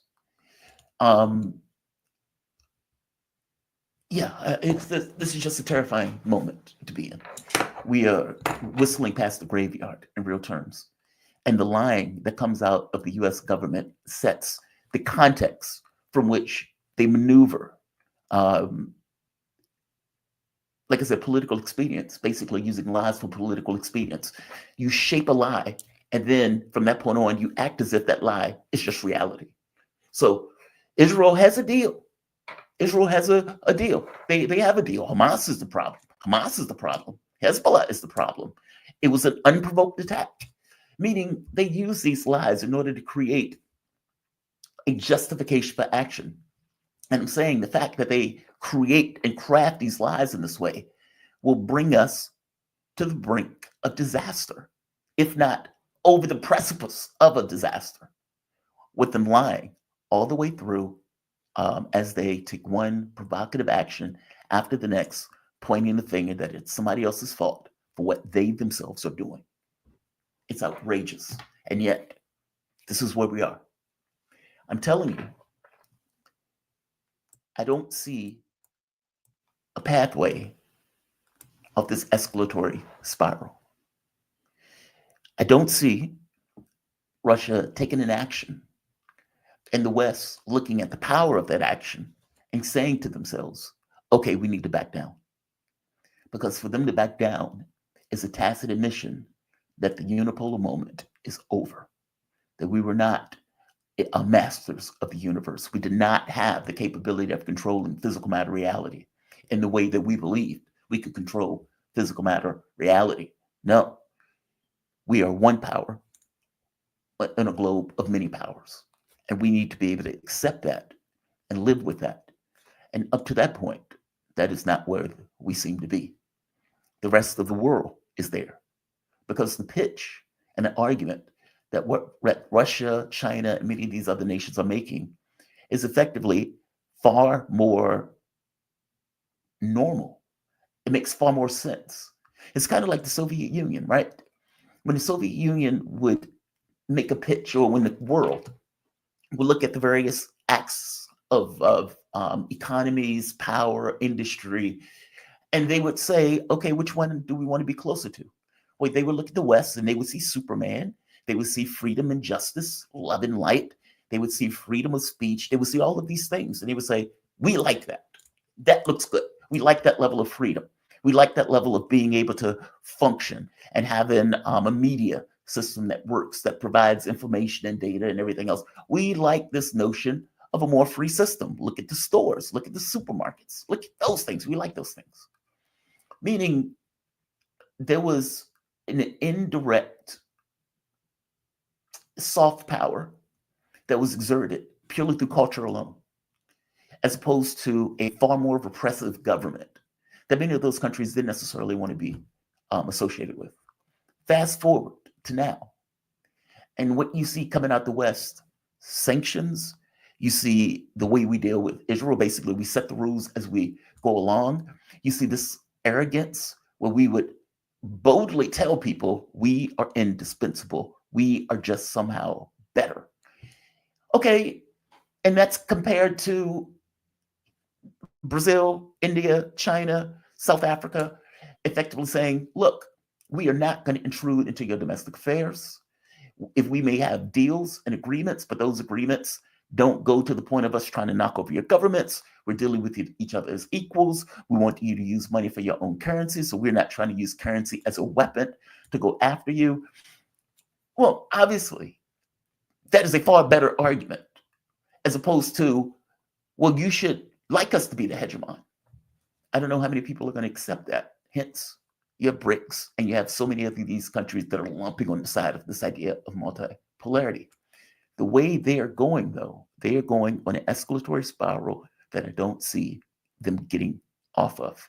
And it seems that they're trying to do this before Trump gets in the office because they don't know what he's going to do. All things being equal, Trump could try to end the war. He said certain things that is indicative of him potentially wanting to end the war. And even in the conversations that they were having in regards to, okay, how do we create a deterrence? It's how do we create a deterrence if Trump indeed ends the war? It's bizarre. Donald Trump at one point said this in one of his speeches. I am hoping deeply that he sticks to this, because otherwise we're in a world of shit. Sound. And 6 times faster than current missiles.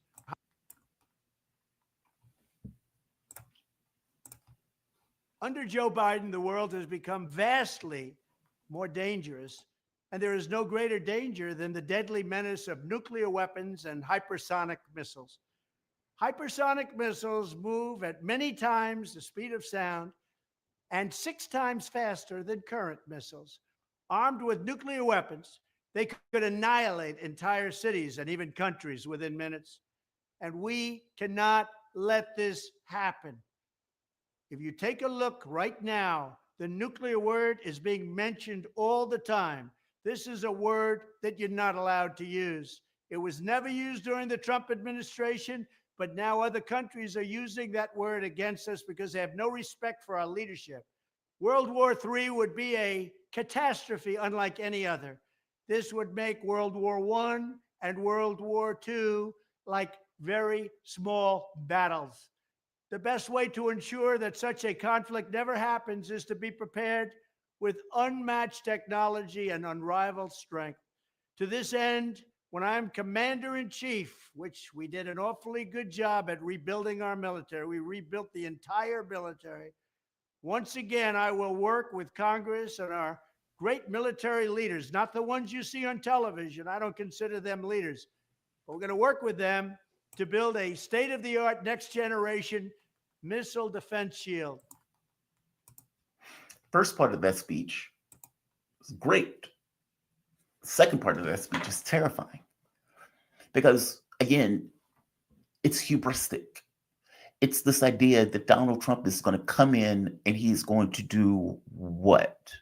What assets does he have on the ground that could change the context of the war? None. Zero. And Russia, at this point, is not necessarily going to make any deals or agreements in the way that the Minsk agreements were made. This is a conflict that they want to end and settle for good. And part of settling this for good is the decimation of NATO, meaning NATO ceased to be a viable entity if it loses in Ukraine. Here we are. We're back with Carl. Welcome back, Carl. Hey, Jamar. No problem at all. I just, like I say, I'm freaked out by this because they, during the Cuban Missile Crisis, we had leaders like Kennedy, Khrushchev that had the capability of making a deal, had good sense. They were very competent. And Kennedy was even pushing back against his generals. I mean, his generals were making this argument that, hey, we can destroy the Soviet Union and we'd only lose the East Coast. And it's like, what? What do you mean you would only lose the East Coast? What the hell are you talking about? And Kennedy thought they were fundamentally crazy. And so you had a president at that point that was willing to exert a certain amount of power against the generals and against even the CIA and some of these intelligence operations, and be willing to make a deal. And you had the same thing in Russia where you had hardliners. I don't think people realize this. 2 letters were sent to Kennedy. The first letter was panicky. The people were somewhat freaked out, and they were looking for a deal and looking for a way to end it because they knew it was going to nuclear conflict. The second letter were the hardliners, basically telling them to F off and that they were willing to have a war. Kennedy had sense enough to look at the first letter and only regard the first letter and pretend like the second one didn't even come, meaning he was willing to make some kind of agreement. And there was at least a certain amount of respect between the Soviet Union and the US, despite the fact that they were in a Cold War, that is not here today. They don't seem to have it today in the same way that they had it back then.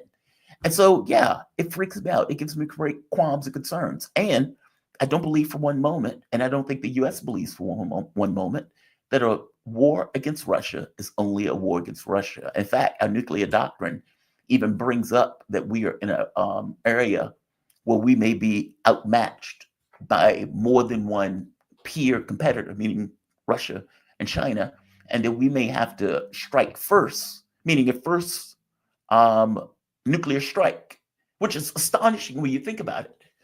But this is the stuff that these guys are talking about. These are the war plans that these guys are making, knowing, or at the very least having some recognition that China and Russia have evolved and evolved significantly so. How is China dealing with this, by the way? I'm sorry, please, give me your take. But I mean, this is nothing new, but people today probably don't realize how close we were to a nuclear annihilation. Just like you mentioned, the Kennedy showed excellent leadership, by backing down, by holding his people in check, because everyone was ready to go. Everyone was ready to have a nuclear Armageddon. And Right. Kennedy's like, no, you're crazy. We don't need to do that. I mean, Yeah, the he thought they were Soviets nuts. Soviets are people too. And now we don't have someone like JFK at the helm, We don't. because he probably got killed by CIA. I think he got killed by a lot of people think that. I mean, even the Oliver Stone thing pointed out that they think he was killed. In fact, Robert F. Kennedy Jr., like if you ever hear him talk about it, he talks about it within that context. I think he believes it too, that the CIA basically had him whacked. I don't know. I mean, I don't know. And we don't have JFK now. Okay, we had Biden. We had Biden. I mean, Biden who's so out of his mind that couldn't even run for office, like that his own party cannibalized, ate him alive to get him out the race. So the U.S. empire is autopilot right now. I mean, like, if this was back in the Cuban Missile Crisis, that autopilot would have been launching of missils. So right now we're not even sure who is at the helm, who has a nuclear code at this point. Especially with their talks about, when Biden was telling Xi, "Oh, we're not going to have AI to control nuclear launch." Like, what are you talking about? What are you talking about? They were having this conversation about AI launching nukes, and it's like, what? Where the hell did this conversation come from? How is China looking at this? I am super curious about that. Like, because from the Chinese point of view, they have tried to be peacemakers. They've tried to bring the world together. I mean, they've used peace as a weapon of sorts. I guess they've recognized that the U.S. has been using proxies as a means of undercutting governments. And I guess China has looked at it as, okay, well, peace is the most viable pathway to have a world without this kind of hegemonic control. But they have to see that this is on an escalatory spiral. They have to see it. Well, what are they thinking in this moment? Well, okay, China, this is nothing new to China, because China has been under nuclear threat from United States since 1945, since the founding of PRC. Like immediately next year in 1950, during Korean War, MacArthur wanted to turn Manchuria into a nuclear radioactive lake, right? And of course, Eisenhower fired him though. Again, this was when presidents would fire their generals. Truman fired him. Yes.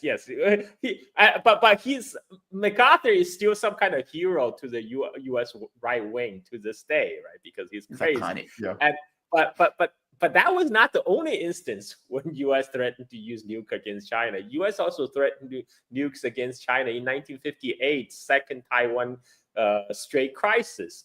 At that time, they planned. There was a plan from Pentagon to use nuke against mainland China if the Chinese People's Liberation Army had taken a small offshore island of Kinmen. That's like a couple kilometers away from the Chinese coast. If China had done that, had landed, and they would have used nukes. And we only find out about this like very recently when Daniel Ellsberg leaked it. Like very recently. Pentagon Papers, and that's how close. And I think China was even back then. That's because China didn't have nukes of their own. So this is why U.S. can talk about using nukes against China without impunity. But they backed down from the 1958 plan because they thought that might incur Soviet nuclear retaliation. Right. So they backed off. But this is why when Mao, at that time, Mao used to say, well, okay, if this nuclear war that they want, that's fine. Let's bring it on. Let's have it. There's plenty of Chinese population. We're still gonna have 300 million people left afterwards, but you will have none. And people always think, okay, Mao is crazy, right? He's just taking this crazy talk to another notch. But in fact, now, from what we know about U.S. nuclear plan, at that time, the U.S. nuclear plan calls for strike on both China and Soviet Union. Right.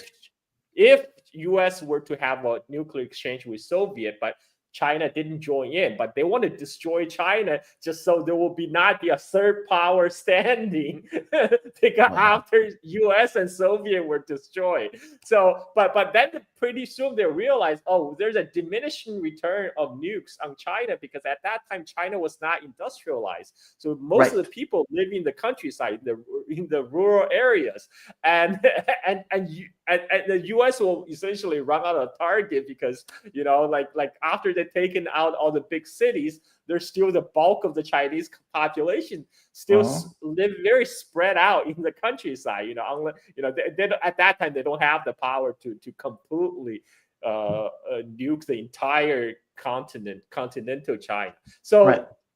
This is why now, this is why China went nuclear in 1964. That's in the first place. And then now, so China has a sizable but small nuclear arsenal. They have maintained about the same size for decades because China's nuclear arsenal is as a deterrent, and they feel like if they possess the capability to create enough hurt, that will create enough deterrent from the United States thinking of doing something foolish. But now, I'm glad you mentioned that, because there's a report out that China has tripled the amount of uranium that is coming in from Russia on this. Is that a coincidence? No, because now with all these crazy talks coming from US, China is realizing, okay, maybe 300 nukes is not enough.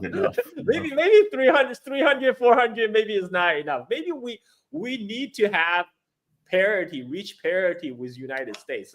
So that means they're on plan to expand their nuclear arsenal probably to 1,000 or 1,500. Like one reason China had kind of froze its nuclear arsenal size for decades is because China was concentrating on developing its economy. It didn't want to develop precious economic resources to develop nuclear weapons. But now, when the Chinese economy has been developed, China has industrialized. Now China got to protect what it has, and in order to protect it against crazy maniacs running in Washington, now they're like, okay, maybe it makes sense to expand their nuclear arsenal. So China is expanding, is secretly expanding its nuclear arsenal. This is according to U.S. intelligence estimate, which you should always take with a large grain of salt. So their estimate is China is on its way to expand from 300 or 400 nukes they have now to about 1,000 and 1,500 in the future, and then this way they will reach a somewhat parity with United States, because U.S. have about a couple thousand nukes, active nukes, and so this is why now Pentagon is saying, whoa, we can't have that. We can't have China reach parity with us. We must upgrade our own nuclear program. This is why Pentagon back in 2022, they came up with a nuclear proposal to upgrade a nuclear arsenal in the United States. And it's a very comprehensive list. They're going to upgrade the stealth bombers. They're going to upgrade the nuclear submarines. They're going to upgrade the rockets. So altogether, it's only going to cost $1 trillion with a T. But now, recently, they went back to Congress like, reviewing what we know, that's not going to be enough. We need more. So it's going to be about $1.5 trillion now. Well, as I was telling the audience, they also changed the nuclear strike posture. Like, for the first time, we changed it to first strike under this idea that, China and Russia are going to be working together. And that because they may be working together, this will be an overwhelming competitor. And so we reserve the right to hit first both, which is, again, like, this conversation is rather astonishing. And I don't think it's almost like we're having this conversation about the end of the world. And they are having this conversation seriously about the end of the world. And it doesn't seem like it registered to them that it's the end of the world. It is super bizarre to me. Like, I don't quite get it. And I can't imagine what Putin, or for that matter, Xi Jinping, is thinking to themselves, like, they're going to end the world. They're hell bent on it. This is American exceptionalism on steroids, Yeah. on radioactive steroids. I mean, because they really, I mean, like when people talking about escalating versus either Russia versus China, the underlying premise is they're thinking they're not going to get hit back. They're thinking, okay, we're going to create trouble in their backyard. We are going to have wars in their periphery, on their borders, but we will be safe and sound here in Washington. This is why Putin sent a very clear signal by launching that Orishnik missiles. It's like, hey, look, we have these missiles that can travel at hypersonic speed, and you have nothing to counter it. And we have the capability. We just choose where to use it, and you should remember that. Yeah, I want to play this clip. This is a rear admiral, and they asked him after the Oreshnik hit, effectively, like, listen to what he says, because they're asking him about a nuclear war potentially, basically this escalatory spiral. And again, these missiles are not just aimed at Russia, they're also aimed at China, which was something that Putin mentioned in his speech. And we know for a while now that working with Japan, the Philippines, they're looking for a way to basically, quote unquote, counter China and to try to get the similar fait accompli on China as they did on Russia. I would point out something different, though. One of the things that the hypersonic missile made clear, either whether China uses it or Russia uses it, is that aircraft carriers are vulnerable. So, this idea of trying to get an aircraft carrier closer to China, okay, well, that seems like a fail at this point with these weapons, where there's no way to knock these weapons down.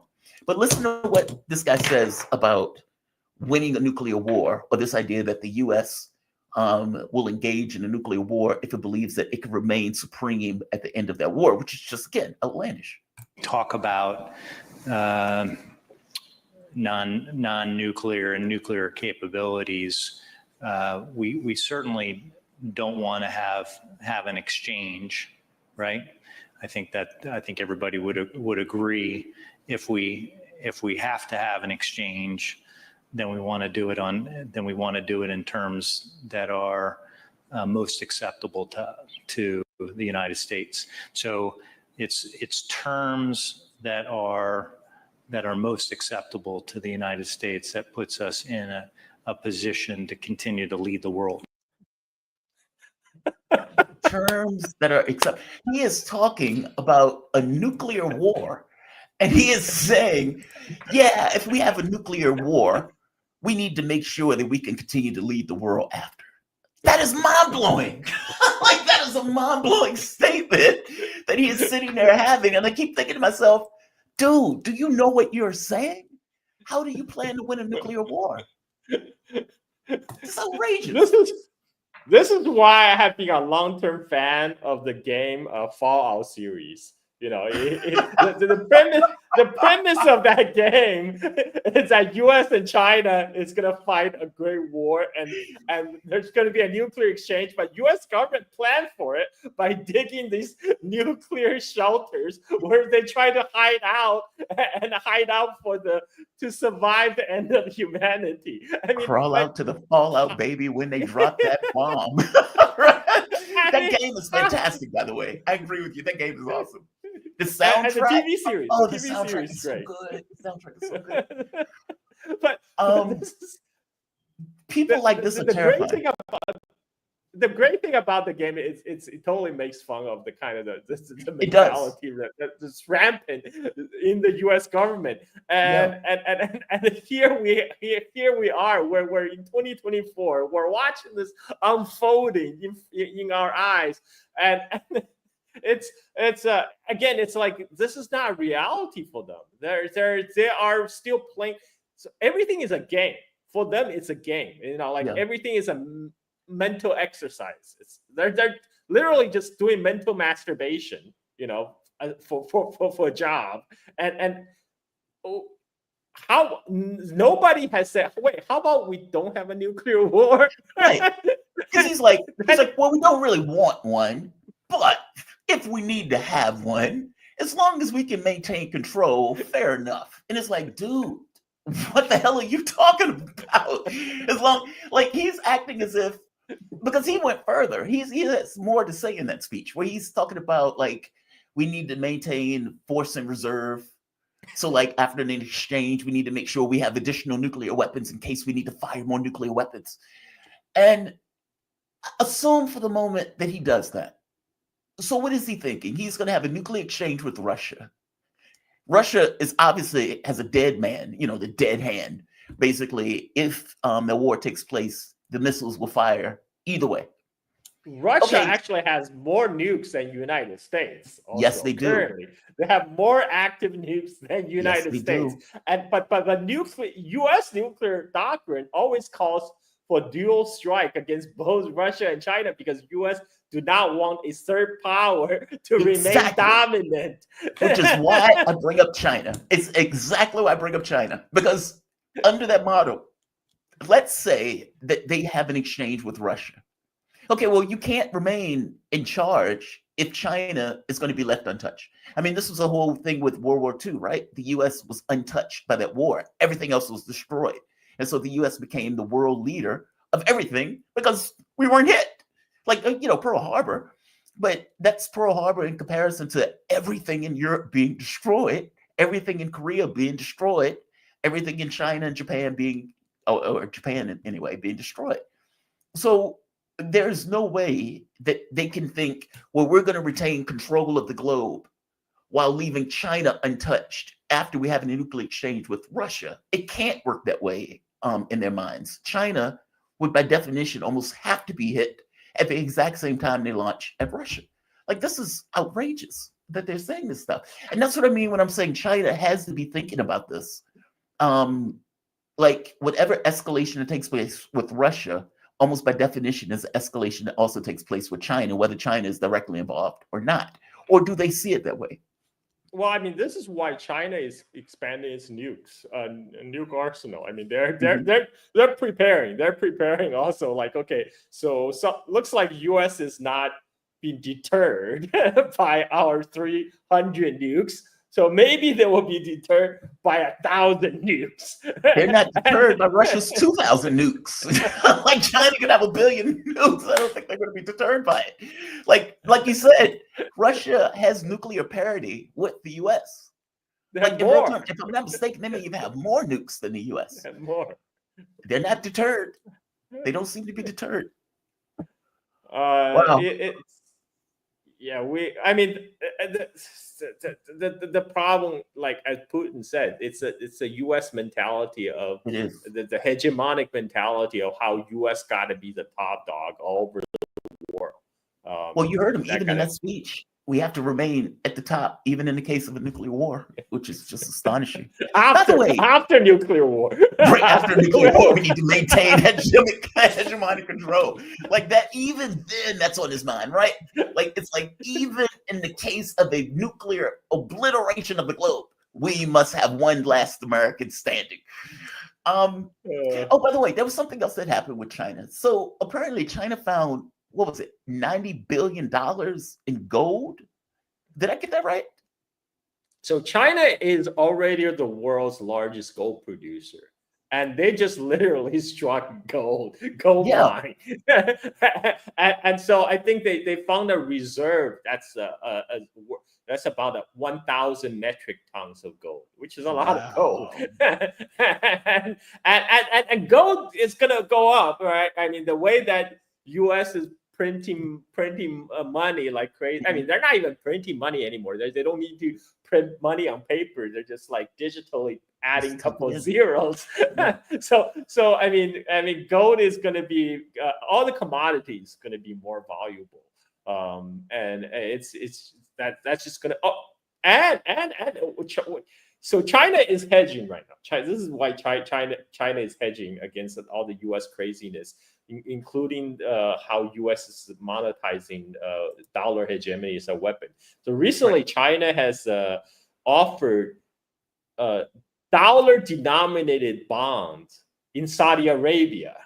So like people are like, wait, what the hell is China doing? China already hold a lot of dollars. Saudi Arabia is holding a lot of dollars. So why is China selling bonds in Saudi Arabia? Well, it actually makes sense if you think about it, because the whole U.S. financial hegemony rests on the dollar hegemony, and it rests on petrodollar, because back in the 70s, Kissinger traveled to Saudi Arabia. It's like, okay, we're gonna move off the gold standard completely, but we need to back the our money on something. So we're gonna tie dollar and oil together. So you're gonna make sure when you sell people oil, they will have to pay in U.S. dollars. Petrodollar. That's the birth of the petrodollar. So anyone in the world right now, they need to import energy. They need to buy energy. They have to spend dollars. And all these Gulf monarchies, they're finding themselves like they find themselves end up with an influx with a lot of more money, more dollars than they know what to do with. So what do? Well, they invest in United States, whether real estate, stocks, or U.S. treasuries. And so that. and then you back when U.S. still had manufacturing, then they will U.S. will sell Saudi manufactured goods, weapons, etc. to recycle that dollars back into the U.S. economy. That's how it used to work, right? Right now, U.S. strategy is, you know what? I'm gonna bomb. We're gonna create this. I'm going to light fire all across the globe. I'm going to touch a war in Europe, in Ukraine. I'm going to support Israel to destabilize Middle East. So nowhere is safe to park your money except in United States, except park your dollars in U.S. Treasury. And that way you can be used to continue to finance the U.S. military spending, right? It's a perfect scheme. So China realized what's going on. That's why they have been reducing their treasury holdings, from one-time high of 1.4 trillion. Now it's down to like about 700 billion, I believe. And, really? They've gotten rid of that much of the dollar. The treasury. So, but they still have a lot of dollars. Right, so they're not buying. They're getting these. China's getting the dollar from their trade surplus, which is priced in dollars. So they're like, okay, we don't want to park our money in treasury where United States government can just seize our money in the way they seize Russia's money. So they are investing those dollars in Belt and Roads projects. They're using those dollars to finance the building infrastructure, building ports in much of the global south. And what now with their Chinese bond offering in dollars, they are getting the same rate as United States government. So which means Chinese government now can borrow money in dollars at the same rate as the United States government. Think about that, right? So U.S. So one of the advantage of U.S. before is it can borrow. It can continually borrow money, and people will put their money into the U.S. Treasury bill because it's safe. But now China can borrow money at the same rate as the United States government, and they only did it it's an experiment, so they only offered $2 billion. Right, 2 billion, but then it was oversubscribed 22 times. So that's how much demand it is for China issued dollar bonds. So there's a lot of Saudi prince sitting on mountains of US dollars. They want to park somewhere else other than US Treasury bills because they also go ahead. Donald Trump is coming in and he seems to be hell-bent on China. Is China concerned that they would do something similar to them as they did to Russia, basically stealing $300 billion, or what they did to Venezuela, where they stole all of that gold? For China to have that much dollars, doesn't it make them vulnerable on some level to the same tactics that were used against Russia? Or am I wrong? Well, at the end of the day, they still need goods from China. I mean, yeah, as much Right. decoupling you want from China, you can't decouple everything. They still like even Raytheon Martin, even Raytheon and Lockheed Martin has said, oh, we can't completely decouple from China because we need Right. rare earth from China, and so that's unrealistic to have a completely decoupling break with in the trade ties. But China they don't expect ties getting better, so they're hedging. I mean, they have been hedging for a long time, and this is why they're offering the dollar denominated bonds. So now instead of all the petrodollar flowing into U.S. Treasury, like what they used to do, what the U.S. economists call a virtuous cycle. Now some of those petrodollars, can flow into China, and then China uses dollars to continue to invest in the global South countries, and so now you see like that. It's China is not de-dollarizing, right? China is re-dollarizing, but keeping dollar just as a means of payment, right? Rather than a means to finance U.S. military. and so this is like China is playing Go while U.S. is still playing with checkers. And so this is where I don't think, whatever. China is prepared. China is prepared for the coming of Donald Trump, and this is why they're building extensive ties with the global South. That they're expanding massively their footprint in investment in Southeast Asia, in Latin America, in Africa. Now China's number one trading partner is no longer United States. It's ASEAN. It's ASEAN, Really? Southeast Asia. Yes, and that ASEAN is a top export market now for China. So they are already like EVs, right? Like 100% or 300% tariffs on Chinese EV, whatever, which is prohibitive. There's no Chinese EV in the United States except that one Xiaomi SU7 that was imported by Ford CEO. Nobody can get a Chinese EV in the United States. So instead, China is selling them like hotcakes in Latin America, in Southeast Asia.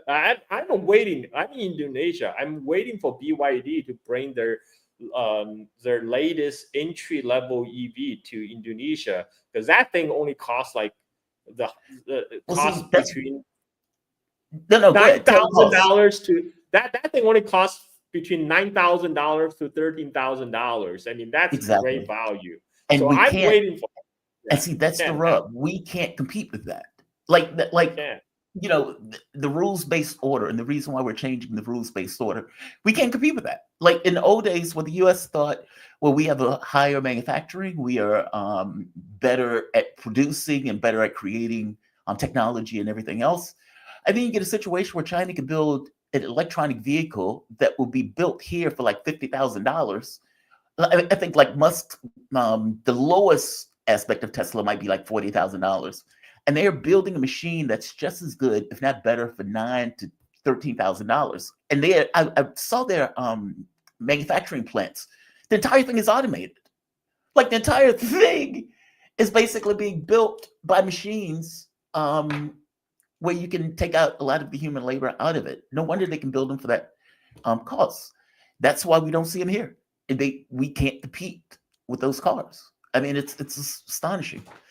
KJ, thank you for this, man. I really appreciate it. I always enjoy these conversations. You're very illuminating in these discussions, and you help give context to a lot of the stuff that's taking place around the world. Thank you for this. KJ, no, he is Silk and Steel Podcast. Well, he hosts a Silk and Steel Podcast focused on China, surrounding regions, and the history, culture, and politics of China. You can follow Carl on Twitter at Carl Jha. You can follow his podcast on Twitter at Steel Silk N, the letter N. And you can subscribe and support his podcast at Silk and Steel. Carl, thank you, man. Always appreciate these conversations. I And invite the me internet back. held and the Invite me internet held back. out. Have a good one, man. All right. I want to bring in our next guest. We're joined with Arnaud. There we go. Arnaud. I'm sorry. Arnaud Delver. Devilly. Thank you, Delvalet. For some reason, I could not speak this morning. Arnaud, thank you for this, man. Thank you for joining me. Arnaud Delvalet is an international lawyer specializing in international criminal law and participated in the defense of former President Saddam Hussein, along with former U.S. Attorney General Ramsey Clark. In the wake of the Caesar Act, he documented the illegal sanctioned regime imposed on Syria while living in Damascus. He is the author of Foreign Entanglements, Biden, Ukraine, and the Fracturing of American Political Consensus. Arnaud, man, thank you for this. I really appreciate you joining me. Thank you, Jamal, and thank you for this nice introduction. No, man. I appreciate it. I guess let's start here. Are we in a third world war? That'd be provocative. Well, that's the $64,000 question, isn't it? Yeah. To be sure, I was listening to a French podcast. Actually, it was a cable news network, not one of the most objective one at that. But it's always interesting to understand how the Western media outlet frame the debate on such sensitive issues. Right. And one of the guests on that night was a former diplomat from the Soviet Union. So someone who doesn't have a bone in this, really. And he came and basically explained that, according to him, having gone through the Cold War and comparing it with the period that we are going through right now, according to him, this is the most dangerous period humanity has ever gone through. I agree with him. Bar none. So he explained essentially that whereas during the apex of the Cuban Missile Crisis, for instance, there were always not only capable people at the helm, but also constant lines of communication thereafter, because the Cuban Missile Crisis is the episode which heralded the use of the so-called red lines, red phones. We have no communication these days between the departing Biden administration and its Russian counterpart. This was stated as recently by Sergei Lavrov, who says we have no communication whatsoever with the State Department or anybody, the National Security Office advisor office in the Biden administration whatsoever. And so when you have no communication whatsoever, obviously you are left with a situation where you have to guess what's going on in the mind of your interlocutor. Yeah. And this makes for a hicky situation, to say the least. So this is I where think we are right now. Yeah. And I think on top of that, there's another element to it. It's not just we don't have any communication. The West doesn't seem to respect Russia in the way that it respected the Soviet Union. Like even during the Cold War, even though they considered them to be enemies, there was still a respect. There was still this notion of you can sit down, you can talk, you can have a conversation. There was an understanding that both sides could end the world. That doesn't seem to be there right now. I'm going to give you an example. This is Sir Keir Starmer, the one who, at this point, the country is trying to recall, and they should recall him, especially after making this speech. I want to get your take on this. This is astonishing. They're asking him point blank, you understand that Russia could attack us, that we are a legitimate target because we are now party to this conflict. You get that, right? Listen to what Starmer has to say about this. This is just, again, shocking that a world leader will look in the face of nuclear oblivion and say this. Just quickly, Russia's also threatened nuclear escalation. Are you comfortable with that when people at home are watching this, worrying that you could put us at risk? Well, it's very Nuclear war? important. It's very important that we're steadfast in our support for Ukraine. Russia is the aggressor, Even and if Russia, it unleashes nuclear war? Russia has to be the one that makes the move to stop this war. It's within their gift. But we must support Ukraine. It's impacting not just Ukraine, it's impacting the rest of the Is world, including the UK. Is your message But to viewers back home that there will not be a nuclear war? Because that is what Russia is threatening. my message is that we need to ensure that Ukraine is put in the best possible position. This is 1,000 days of conflict, and there is a very high cost if Russian aggression is seen to pay off. That's astonishing. That's just astonishing. He is being confronted point blank. You understand that we can be hit and this can end up in a nuclear war if the escalation continues. And his response is, well, we have to keep going because if Russia wins, the world will come to an end. And maybe from their point of view, that's what it boils down to, right? This idea of this hegemonic control of the West. They feel it's slipping and they feel that they bet it all in Ukraine. And if Ukraine fails, meaning if Russia wins, that hegemonic control fails also. But the rub is they have already lost in Ukraine. All of this stuff, Colonel McGregor describes it as giving a dead man a shave. Basically, it's like you're giving the guy a shave, but the guy's already a corpse. Give me your take on this. I mean, like, this is pretty astonishing. Well, the first thing that strikes me is that they all share the same elements of language, whether it's Starmer, Macron, Trudeau. They all sound like bots. Yeah. They all sound like they're reading right off a script, which was written by somebody else. Those people have no gravitas or any kind of depth as politicians. Most of them are, you would say, political operators who basically cater to the most interesting and attractive offer in order to promote their own career. There's no sense of statesmanship, which is what we lack in the West these days. We lack a statesman. And I may say that at the international level, the only two persons today who approximate this qualification are Vladimir Putin and the Chinese premier. Yeah. Those people understand the weight of history. They understand where we stand right now. They understand how dangerous those waters that we are navigating through right now can be if one does not take into account a whole range of factors. And so you have to speak somehow quietly. And when we hear the Western leaders, quote unquote, we get the idea that they are trying to up one another in the most inflammatory statement, as if they are being graded, and they're trying to. It's all about trying to find out who is going to be getting the valedictorian title, upon graduation day in the warmongering rhetoric. So obviously, this is a different generation of leaders that they were selected. Most of them are members of supranational clubs, whether it's the Bilderberg Group, whether it's the World Economic Forum.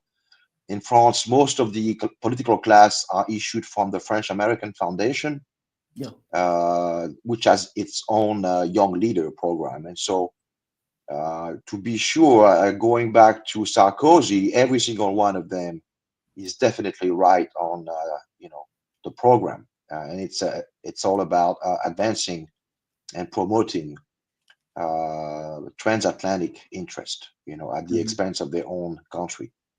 One of the ways to do this is to call for basically dismantling the very idea of independent foreign policy, unfortunately. And so today, if we were to begin to appreciate how to solve the situation in Ukraine, everybody understands that Washington is the person you want to talk to.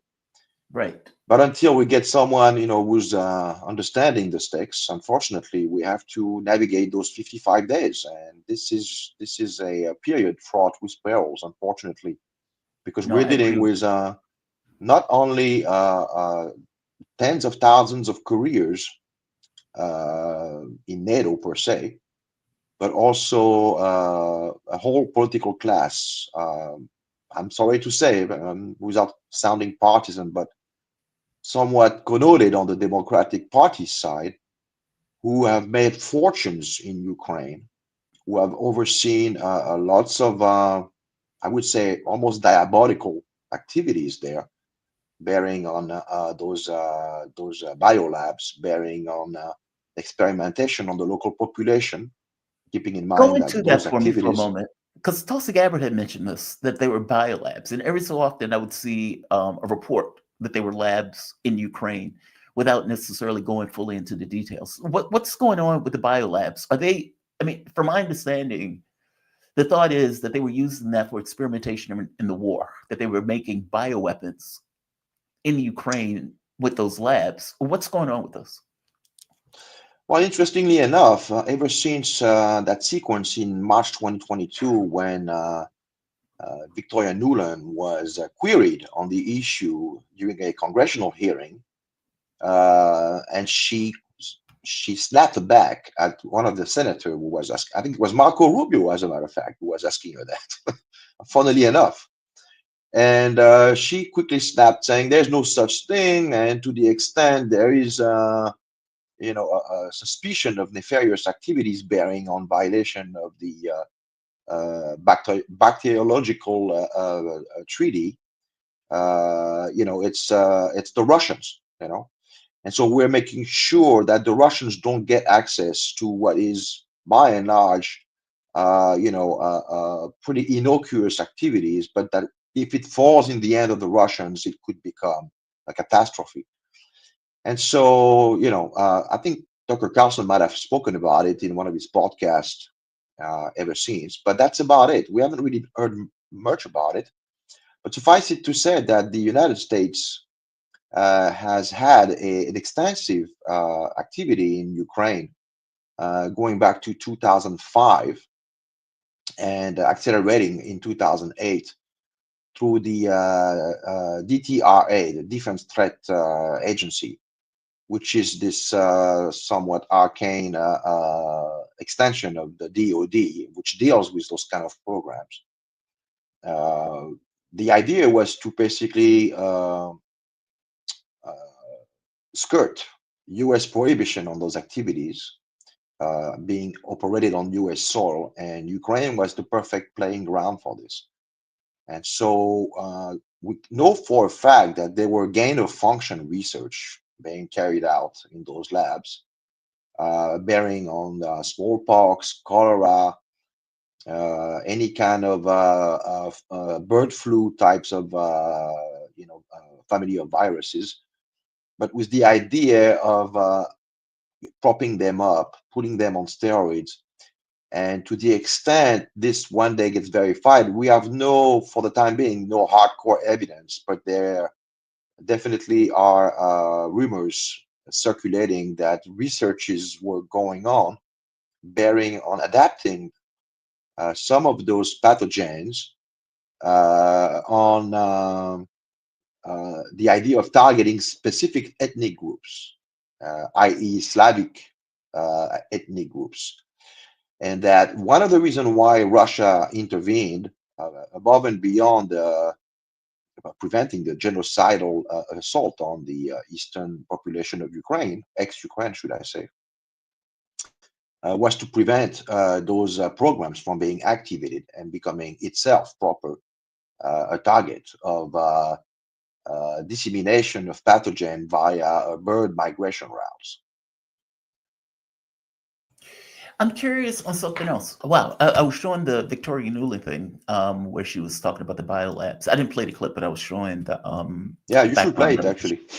Oh, I can play it. Oh, okay. Yeah. This was Victoria Nuland being questioned by Marco Rubio. It's on C-SPAN, so anybody can see it for themselves. You're absolutely right. Let's hear it. Biological research facilities, which in fact we are now quite concerned Russian forces may be seeking to gain control of. So we are working with the Ukrainians on how they can prevent any of those research materials from falling into the hands of Russian forces should they approach. I'm sure you're aware that the Russian propaganda groups are already putting out there all kinds of information about how they've uncovered a plot by the Ukrainians to release biological weapons in the country and with NATO's coordination. If there's a biological or chemical weapon incident or attack inside of Ukraine, is there any doubt in your mind that 100% it would be the Russians that would be behind it? There is no doubt in my mind, Senator, and it is classic Russian. Think about that. Like he asked her a question about, hey, do you have biolabs in Ukraine? And her response is, yes, we do have biolabs. And then the next one is, but it's totally Russian propaganda if those biolabs, if anything is leaked. Yes, it's totally Russian propaganda if it's leaked. So A, you have biolabs. B, you were doing research in Ukraine. C, you're concerned that the Russians are approaching those biolabs. But if anything happens in regards to a biological thing, the Russians did it. Like, this is outrageous. Exactly. Russia blew up its own pipeline. I mean, this is outrageous. Like, the propaganda to them is just inconvenient truth. That's all. It's just amazing. Yeah. Absolutely Well, amazing. it gives us an idea of how the inner workings of those people's minds. I mean, they're really, they sound sociopathic in a way. I mean, always like narcissistic Not in a way. They're perverts. sociopaths in general. Yeah, I mean, like they're blaming. Yeah. They're blaming everybody else, but for their own, turpitude. Yeah. And They acknowledge they that, say yes, that with we are such a deadpan way that it's almost believable in a way if you don't really have an idea of what the background is. You would believe those people watching them lie like this right to a congressman's face. It's just astonishing. Well, Rubio is on board.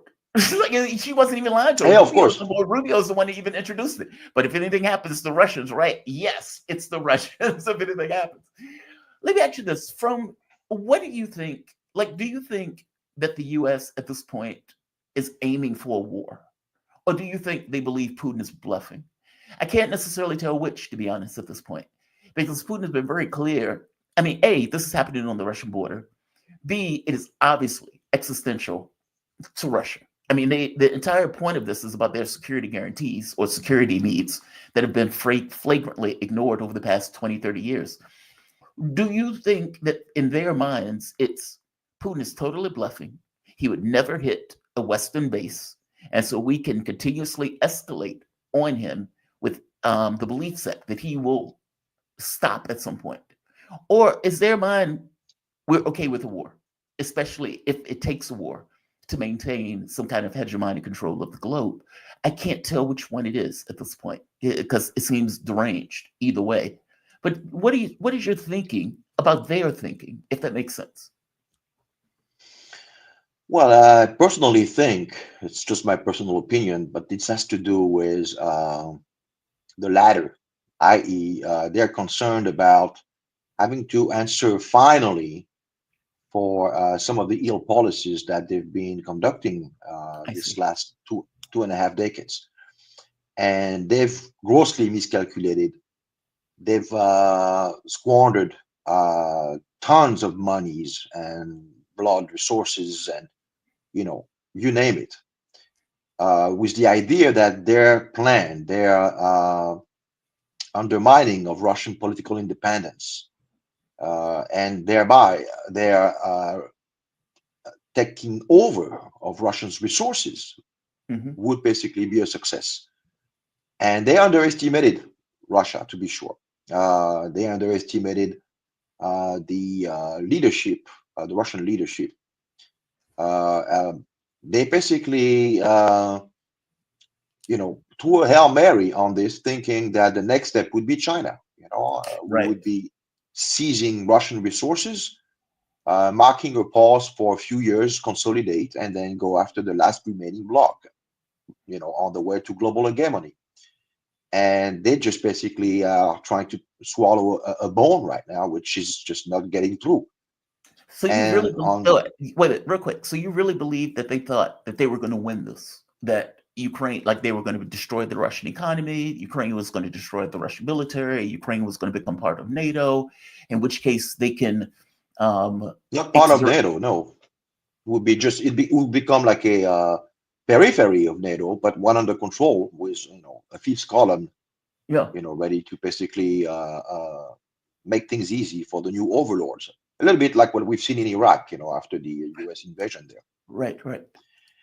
So essentially, that basically blew in the neocons' face. I mean, the neocon were, some of the most prominent advocates. This has, to be sure, been a long pursued policy going back to, at least the 19th century by the British Empire at the time.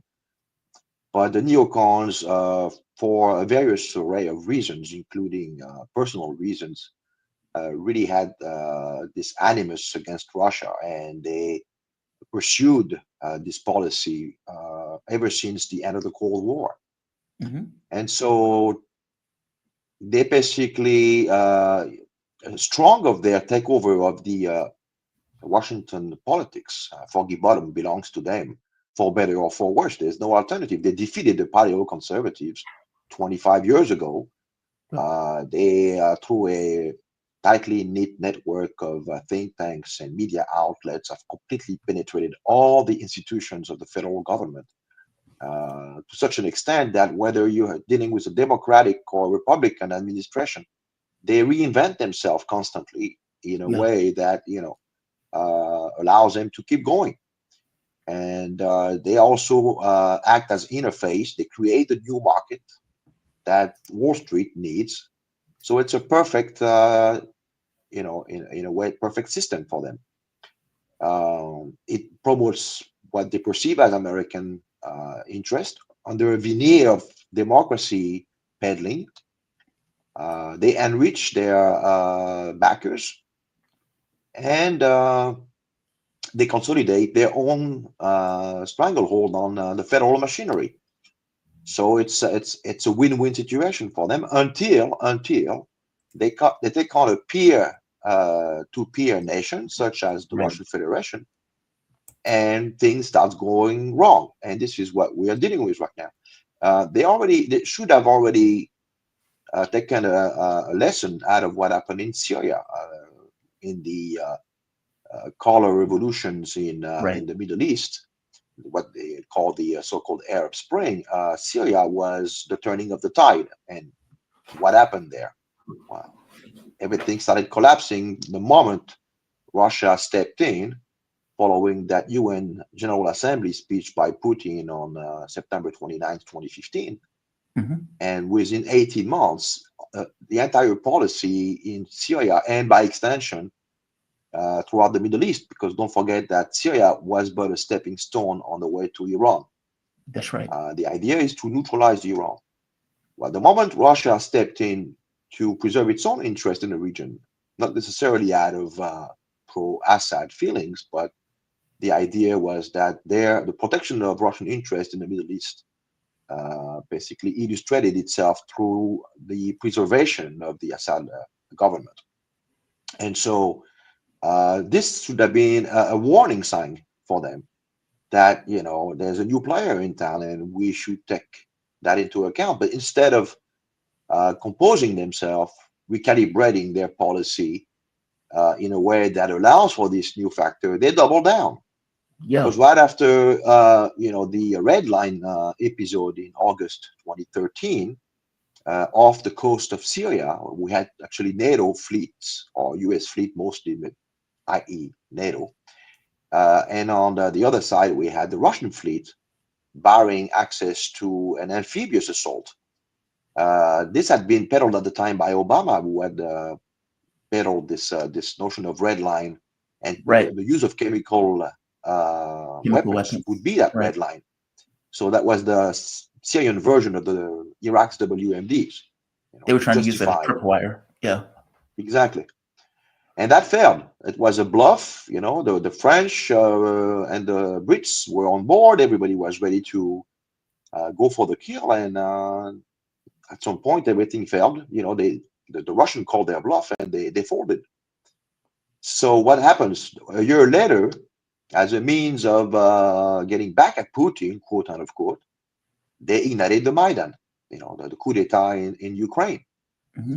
And, basically they, out of feeling insulted, that their plans had been checked in the Middle East, they decided that they would take the fire right on Russia's borders. That does not mean this would not have happened down the road, but somehow it was definitely a factor. They wanted to show Putin who was the boss, allegedly. And in so doing, they miscalculated. They miscalculated greatly.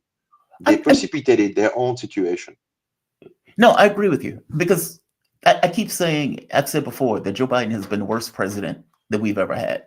And part of my reason for that has to do with this notion of this inability to control empire, that Joe Biden's reach exceeded his grasp, that whereas Obama limited what he was willing to do to what he believed that the U.S. was capable of doing, thereby not going beyond U.S. capability. So he would make the deal with Iran for the JCPOA.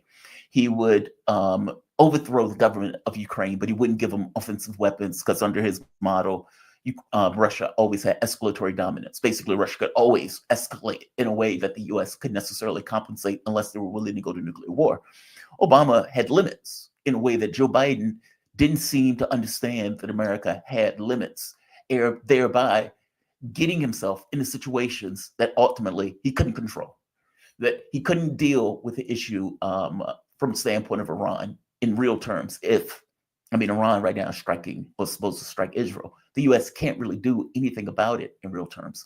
Same thing with Ukraine. They staked everything in Ukraine and fundamentally lost. And now we're in this kind of escalatory spiral that Obama was trying to avoid, that Joe Biden didn't have sense enough to try to stay out of. In regards to the spiral, if indeed it gets to the point where it's a direct exchange between Russia and NATO, whereas NATO activates, where does Turkey fall into this? Do you believe that Erdogan at any point would attack Russia on the side of NATO? Because I don't believe that he would. But what is your thoughts on this?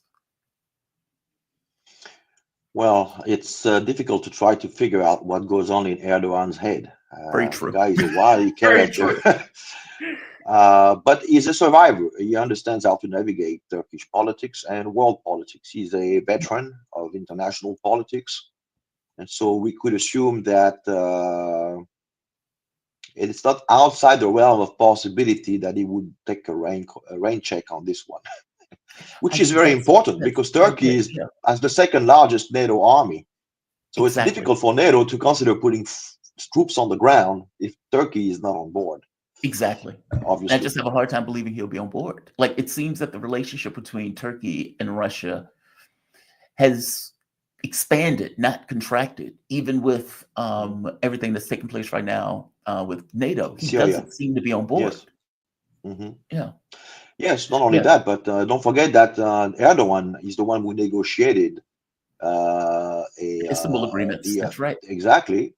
And also, I think he participated somewhat to the swapping of war prisoners of wars later on in 2022. Yeah. And he announced recently that he would be amenable to host peace negotiation between the incoming Trump administration and the Kremlin. So Erdogan, as far as the Ukraine situation is concerned, has always been somewhat consistent and contributing to a positive and valuable search for a solution. Yeah, I agree with you. I mean, it's difficult to fault him on this one. Well, any kind of war, he would remember that Russia was open for a deal and the West basically killed it. I just don't believe he involved. But I could be wrong. Like you said, we don't know what's in his mind. Arnaud, thank you for this, man. I really appreciate you joining me this morning. Arnaud Develay, he is an international lawyer specializing in international criminal law and participated in the defense of former President Saddam Hussein, along with former U.S. Attorney General Ramsey Clark. In the wake of the Caesar Act, he documented the illegal sanction regime imposed on Syria while living in Damascus. He is the author of Foreign Entanglements, Biden, Ukraine, and the Fracturing of America, Political Consensus. Definitely check that book out. Arnaud, man, thank you for this. I really appreciate it. All right. Thank you very much. Thank you. I want to bring in our next guest. We have the one and only Laith Marouf. He is the man of the hour and the person that yesterday I was like, okay, I'm confused. I need to talk to him. Laith Maroof is an award-winning multimedia producer and broadcast law consultant. You can follow Laith on Twitter at Laith Maroof. At Laith Maroof, and his website at cmacenter.org. Laith, I have been Actually, deeply- one note there: the Laith Oh, please. Maroof Twitter account has been nuked at the orders of the Congress, so it doesn't exist right now. Oh, how can people find you? I'm sorry. How can people find you, by the way? You can find me at TV Free Palestine. Okay. And the website is freepalestine.video. Freepalestine.video. I will put that in. Man, I am so appreciative that you could join me today.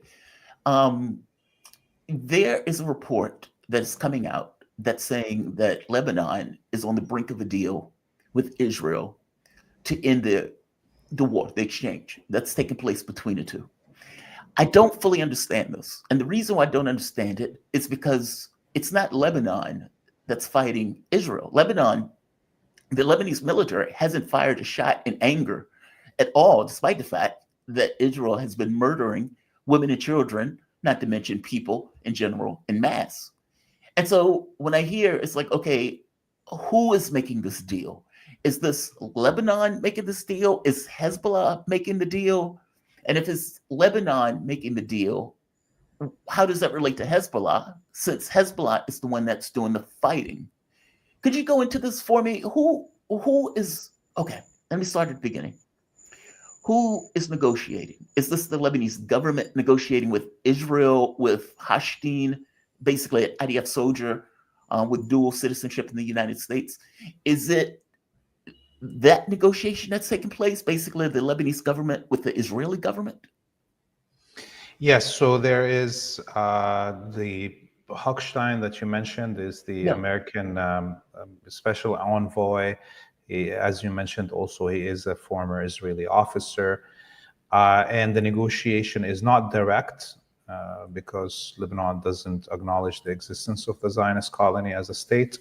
Yeah. So the negotiation is between the caretaker government and actually and through them is the Speaker of the House, the Parliament in Lebanon, Nabih Berri, the head of the Amal party, the other Shia party here in Lebanon, and he has the authorization to negotiate on behalf of Hezbollah.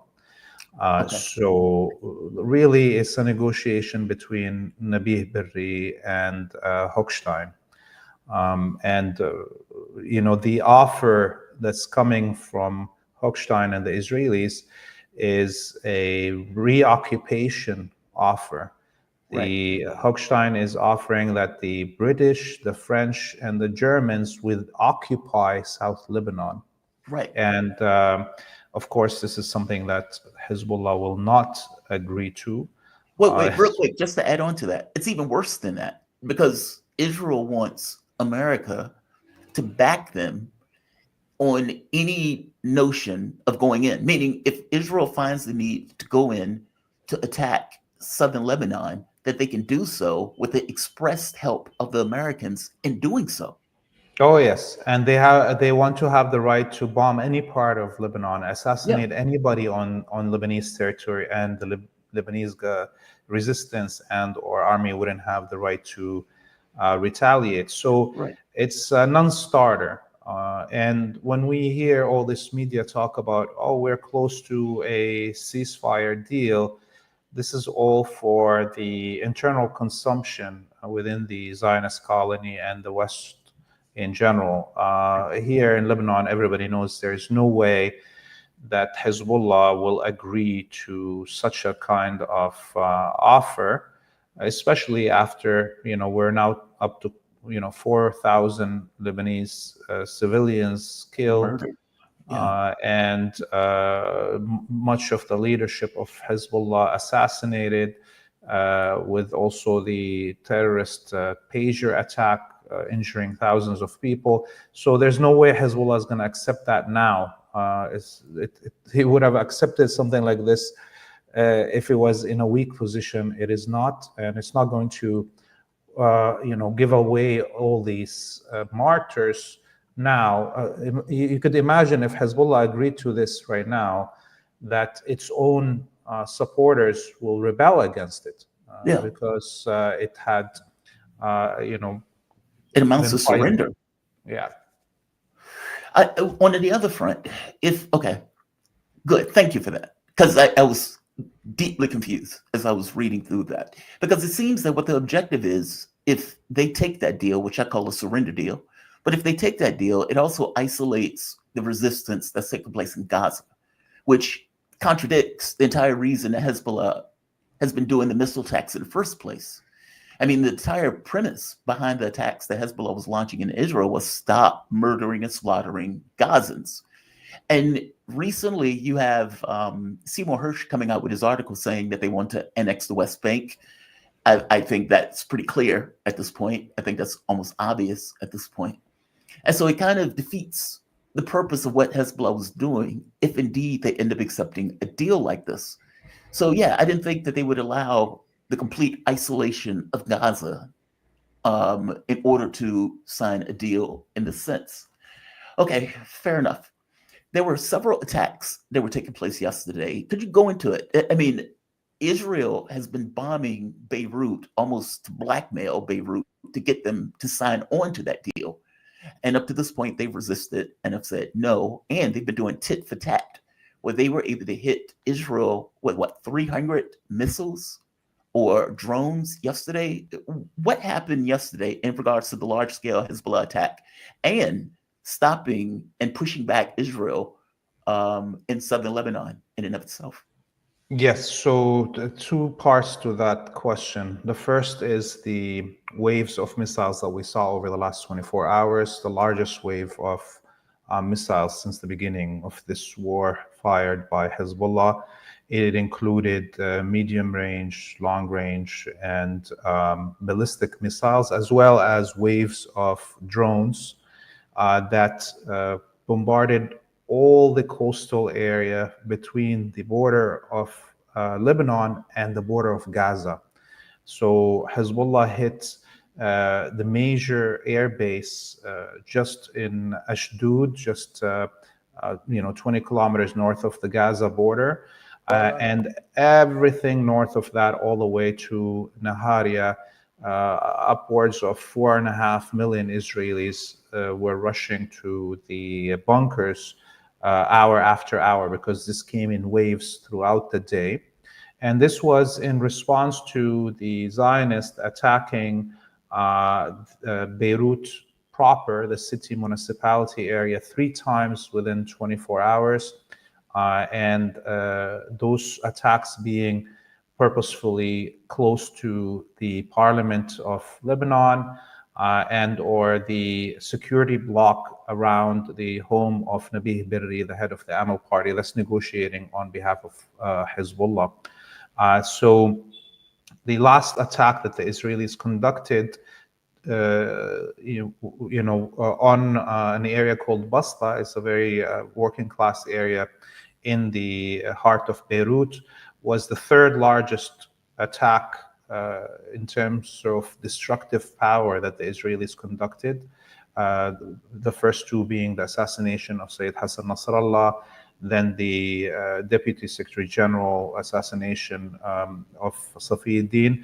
This last attack was using 6 GBUs, each one of them being 2 tons, and it came at 4 o'clock in the morning in the middle of all families sleeping and so on. Our apartment here was shaking when that attack happened. So it was, the only purpose of all of these attacks was to terrorize the population and to pressure the government to surrender, basically. And what we saw is Hezbollah responding with this massive wave of attacks, hitting so many of the bases between here and Gaza, and raining the major cities with missiles hitting residential areas and so forth. And so now we have, on that front, it's clear that Hezbollah has the upper hand and or can deliver the same amount of damage that the Israelis are trying to deliver against the civilians. Yeah. On the issue of the battles on the front lines in South Lebanon, yesterday, it's been now 4 days that the Israelis on the coastline around the Naqoura area attempted to bypass the frontline villages that for 60 somewhat days they haven't been able to enter. They've been fighting and having to retreat. So they tried to bypass those frontline villages and kind of do a maneuver surrounding them by capturing the hills on top of those villages and to capture the second line villages. And what happened is that actually Hezbollah created a trap and allowed the Israeli military to enter, and then in a span of 45 minutes, destroyed 7 Merkava tanks. Right.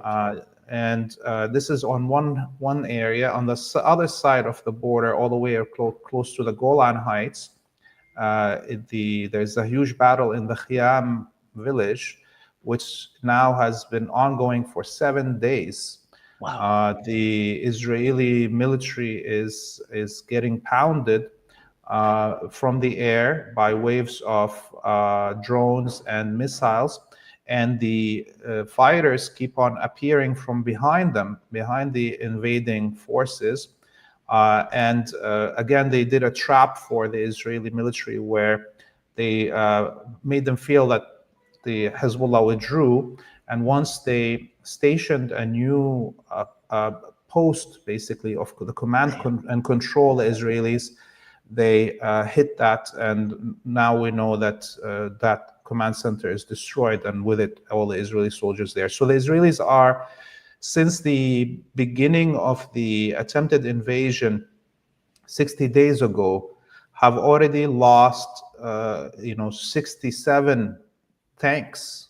Yeah. So more than a tank a day they're losing on the front line, and that's unprecedented for them.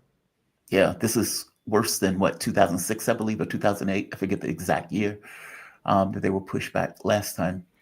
I don't think you were here when Netanyahu and Gallant were put under the ICC arrest warrant. Well, the arrest warrant was issued for Gallant and Netanyahu. I want to get your take on Netanyahu's response to this. I swear he's one of the most slimy, mendacious people that I think I've come across. I hate listening to him talk, but for the sake of the audience and for just honest reflection, I'll give us what he's saying here. Let me get your take on this statement. This is Netanyahu after the arrest warrant was issued for him by the ICC. The anti-Semitic decision of the International Court in The Hague is a modern Dreyfus trial, and it will end the same way. 130 years ago, a French Jewish officer, Alfred Dreyfus, was falsely accused of treason by a biased French court. In response to these false accusations, the great French writer Émile Zola wrote his monumental essay, J'accuse. He accused the French court of anti-Semitic lies against an innocent officer who was later exonerated of all guilt. Now an international court in The Hague, also headed by a French judge, is repeating this outrageous offense.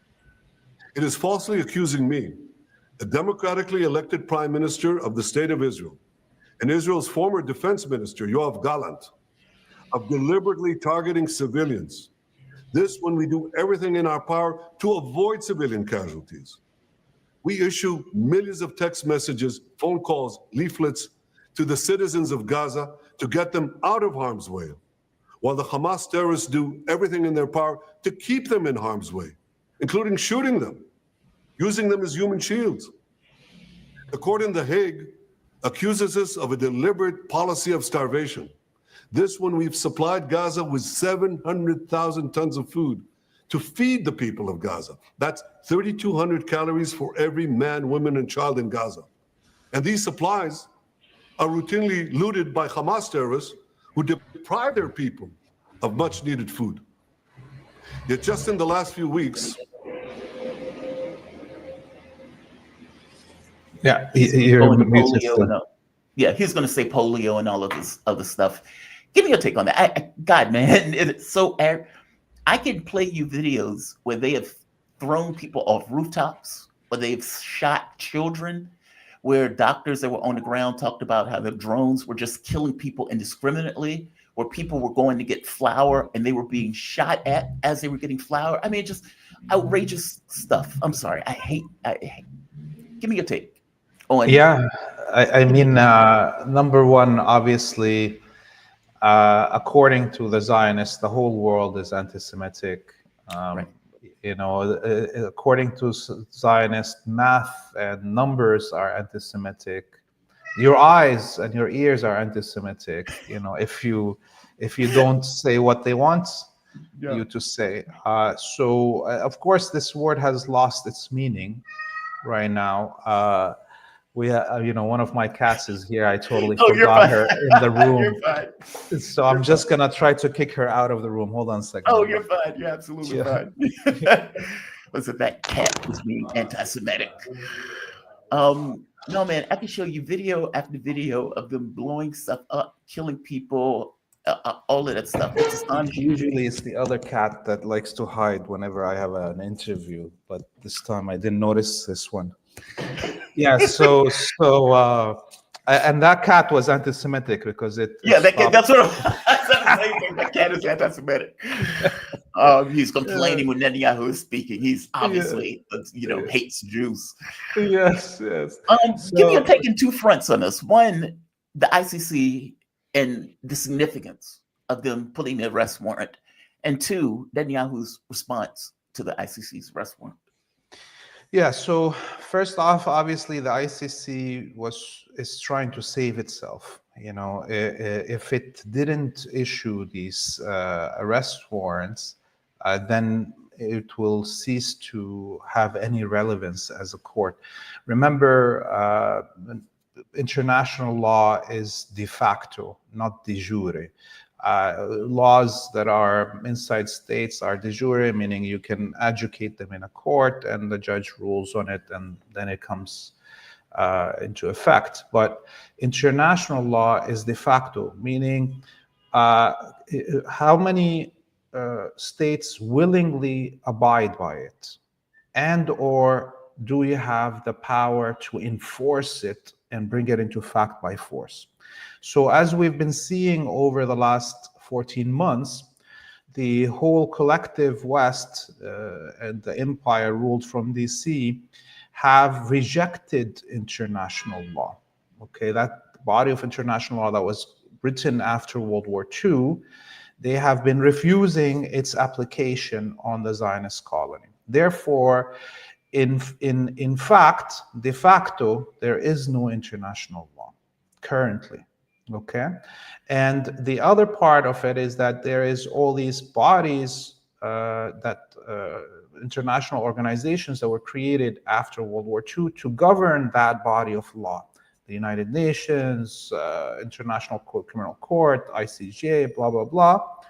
And all of those organizations have been also failing to implement international law.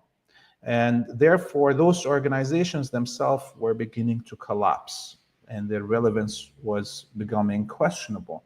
And so this moment of limbo that we live, if the ICC didn't issue these warrants, it would have ceased to exist, in fact. Okay,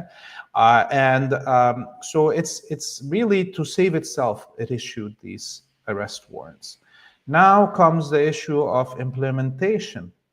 Can you implement these arrest warrants? And as we saw, the United States is threatening to invade The Hague and the Netherlands if this arrest warrants are acted on. It's also threatening to sanction any of its allies that said that they will be respecting the decisions of the ICC. So again, we still don't have enforcement of the law. Therefore, we're still in this moment of limbo. Now, on the issue of Netanyahu and the Zionists in general, what Netanyahu is now actually doing is he is closing the ranks.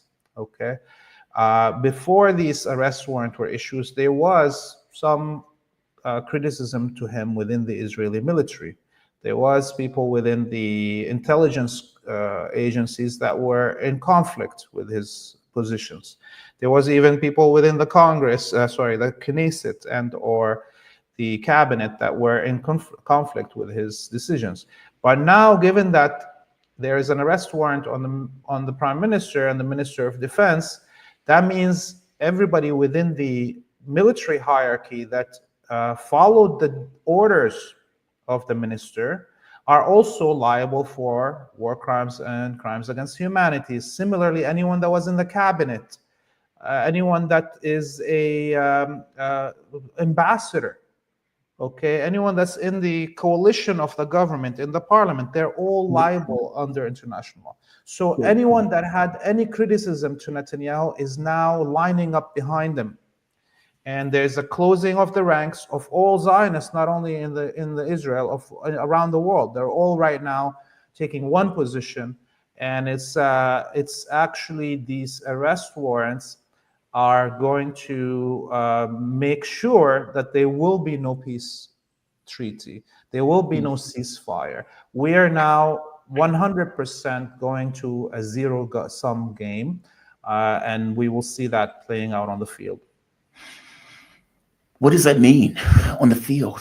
Like, meaning, what does that look like in real terms? Is it just there is no peace deal? Israel continues with the bombing of civilians. Hezbollah continues with the response. Like, what does that mean? Do you see this coming to some kind of conclusion at some point at all? And what does that conclusion look like if it does? Well, think about it this way. Netanyahu knows he's going to be charged with genocide. Well, he might as well genocide all of the Palestinians in Gaza. You see? Similarly, he knows he's going to be charged with war crimes for killing people here in Lebanon. Well, he might as well kill as many as he can. You see? So I think this is now going to worsen the situation. Not that I didn't want these,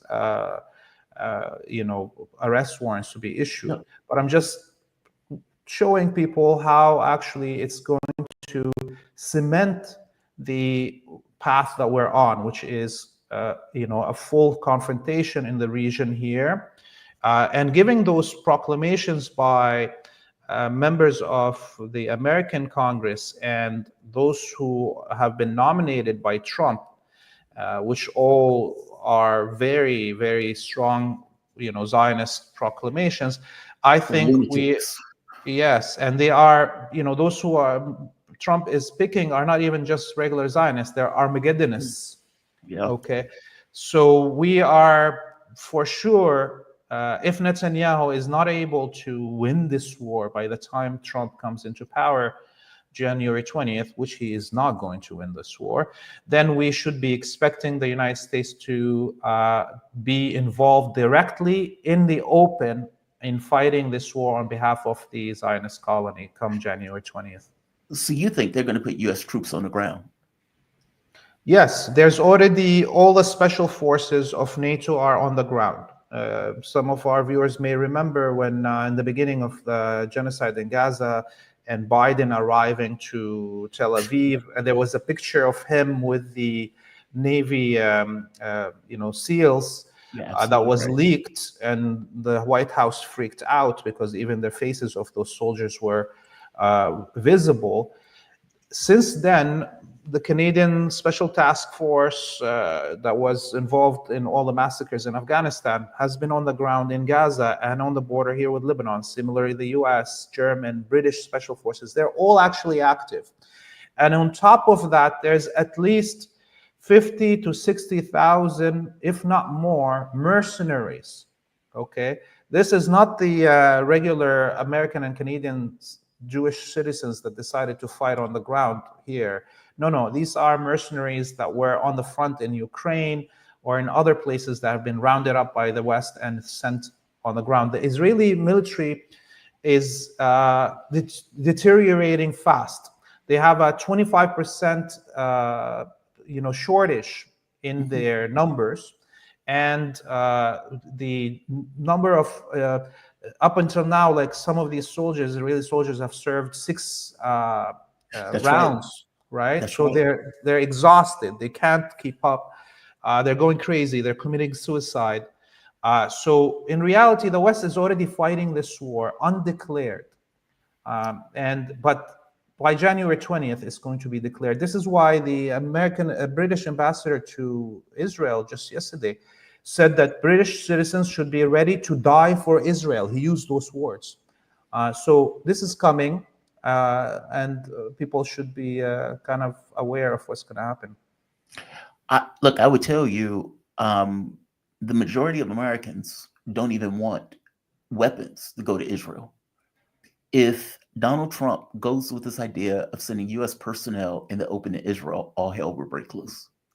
Like it's hard to get across how the point of view of America public has changed on the issue of Israel. You do have some lunatics that are the elites. Like, so if you go to Congress, these people are, out of their mind. Most of them have been paid to take that point of view. And most of them have been groomed by various Israelis to take that point of view in order to basically back the Jewish state. I mean, there was a concerted effort for Israel to use either dual citizenship or to get Jews that are in America to put pressure on the US government. And PACs like AIPAC or some of these other lobbying groups that effectively function and represent Jewish interests, or let's say Israeli interests, these groups pay hundreds of millions of dollars to get these politicians to take a point of view. But their point of view is not the same point of view as the American public. The majority of the American public that has watched this genocide, that's watched this ethnic cleansing, can hear the statements that are coming out of Israel themselves on this. They have taken the point of view that Israel is either committing a genocide or at the very least has gone too far, and that they don't necessarily want the U.S. continuously arming them, which is why Joe Biden lost that race in many respects when the youth vote just didn't show up, or the Arab vote didn't show up. So there would be major upheaval. At least that's my assessment. I could be wrong. You are right. Yeah, I think there would be major upheaval here if he did that. Yeah, I mean, look, the American people, British people, French people are as decent as the rest of humanity. There's no peoples that are evil by birth, okay? And we saw the surveys of the American public, 70% of them saying they want an arms embargo on Israel. This is very advanced position. This is not only like a position of supporting the Palestinians. This is, so all of humanity watched for 14 months an uninterrupted stream of Holocaust porn and genocide porn. And we're all inundated with it. There's no way anyone can deny what has been happening. And because most of humanity is decent, people don't agree to seeing children killed or a doctor being raped to death, as a punishment. Disgusting. Yeah. So yes, the problem is that the American elite and the Western elite in general have decided that they don't care about the opinion of their own populace. And I think 1 year of demonstrations solidified that within the minds of the elite in the US and the West, that the populace in their states are wimps. You can do whatever you want to. They'll go out into the street, demonstrate for a few hours, and go back home and eat crap, okay? And do nothing. So if put yourself in the position of the Western elite. Who cares if all of the populace are against me? They're all wimps. They're not going to do nothing. That's at least what's in their mind. But we are already seeing the beginnings of unrest and revolt within Western states. We saw what happened in Amsterdam a few weeks ago with that Maccabi Tel Aviv game. We saw what happened in Paris. And just 2 nights ago, we saw what happened in Montreal, Canada. Okay. There was all the students, all the colleges and universities in Quebec are on strike. You know, there Mhm. is in Canada, specifically in Quebec, there is student unions that are accredited just like labor unions. This is something that's missing in the US. Oh, okay. But the students voted collectively and went on strike for Gaza. And then they went in, there was a NATO parliamentary meeting Yep. happening in Montreal in the Palais de Congrès of Montreal. And the demonstrators destroyed the convention center Yep. and This is had part of the clashes in the streets with the police. So these are all the kind of smoke signals of the coming confrontation between the populace in the West and their undemocratic, elected representatives. And I think things are gonna be very nasty in the U.S., especially with Trump promising to, what do you call it, deport 20 million people. Yeah. You Yeah. know, most Well, people not think just this that. is going I to mean, target the Latinos with that. But well, believe me, I think the first target is going to be the Palestinians, Arabs, and Muslims, and anyone right who there. supports them. Well, he And said we're it. going to have He said, internment camps. he said the first target is going to be basically free speech, that he is going to go after anybody that is advocating against genocide for all intents and purposes. So yeah, I agree with you. All hell is going to break loose when Trump gets in. And if indeed that ends up being his policy, all hell is going to break loose here. Laith, man, thank you for this. You I was when I was reading through the article, I was like, there is no way that this is going to work out the way that the article is trying to say that it's going to work out. It didn't entirely make sense to me. Thank you for this. I really appreciate your explanation. It is deeply helpful. I really do appreciate it. Laith Maroof, he's an award-winning multimedia producer and broadcaster, law consultant, and you can find him on freepalestine.video. Is that correct? I just want to make sure I get that right. Yes, that's the website. Excellent. Laith, thank you for this, man. I really appreciate your input on this and your take. I really do appreciate it. See you soon, Jamar. You have a good one, man.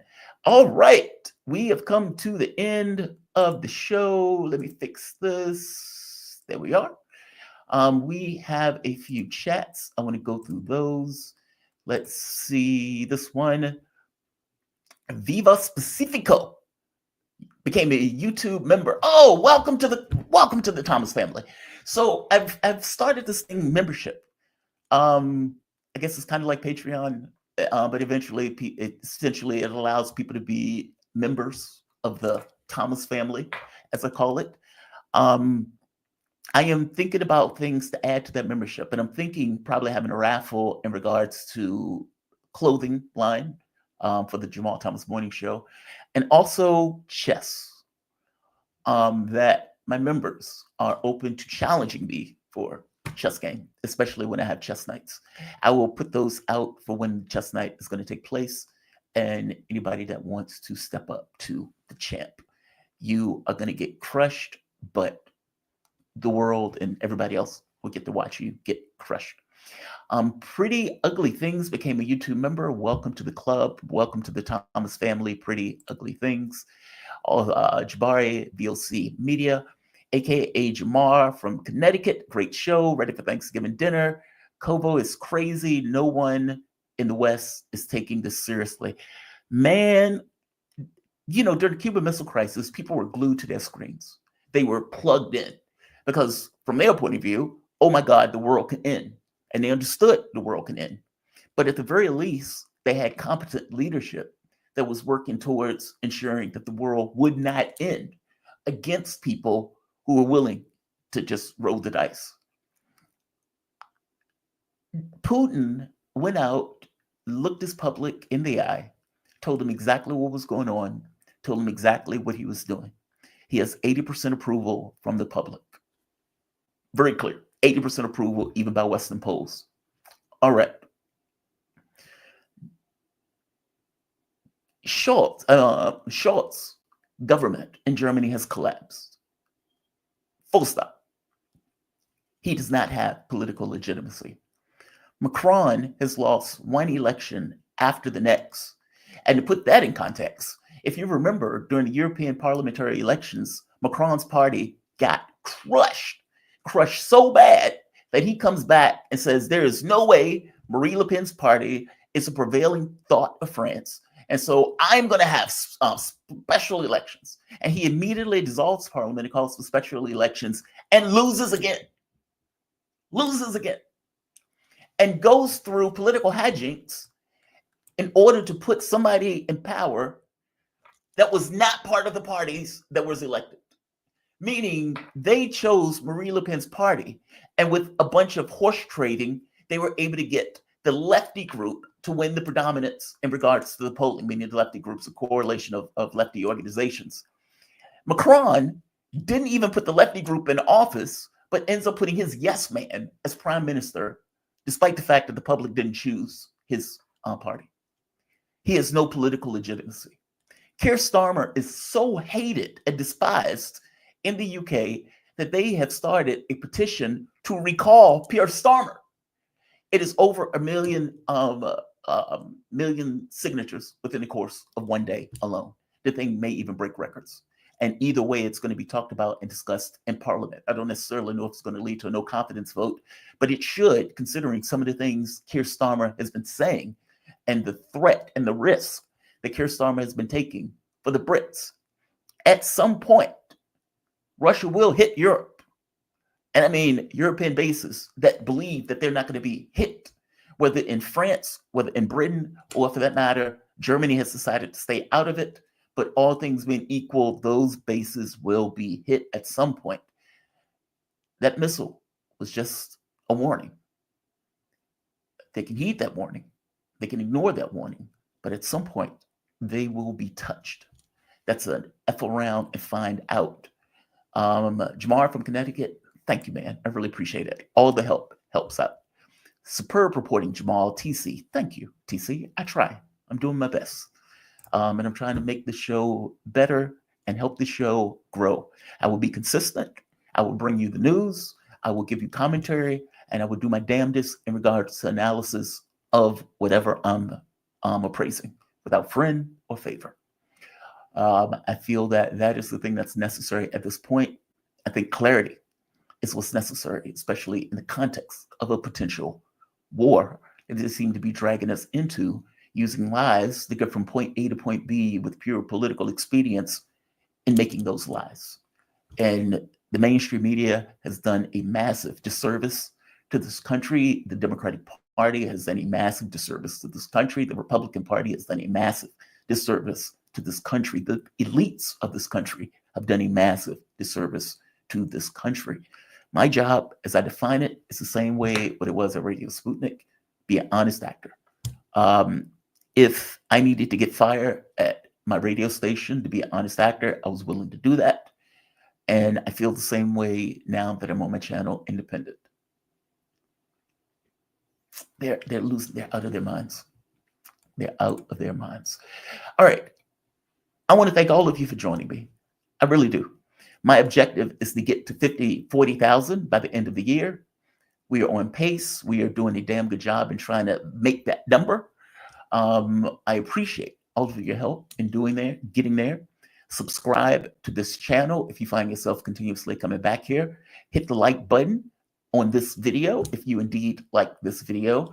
Make sure you hit the notification bell.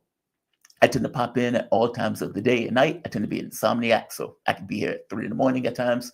Hit the notification bell. Also, if you dig the content, you can support this content. PayPal, Patreon, Super Chats. All chats will be read, providing they're not bigoted, racist, or sexist. And at this point now, you can also become a member.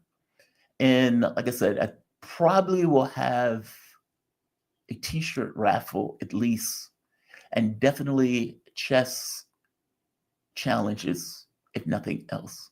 But look, I'm going to take a break. Jane Dyso, Jamal Garland sent you an email that night to connect us. I responded to it. Go look it up. James, I did see that email about the engineering thing. I don't necessarily need an engineer, though, even though I do appreciate the offer. All right, I'm going to take a break. Like, share, and of course, subscribe. Thanks all. You all have a fantastic Monday. Hopefully, we will still be here tomorrow to enjoy your Tuesday. Have a good one.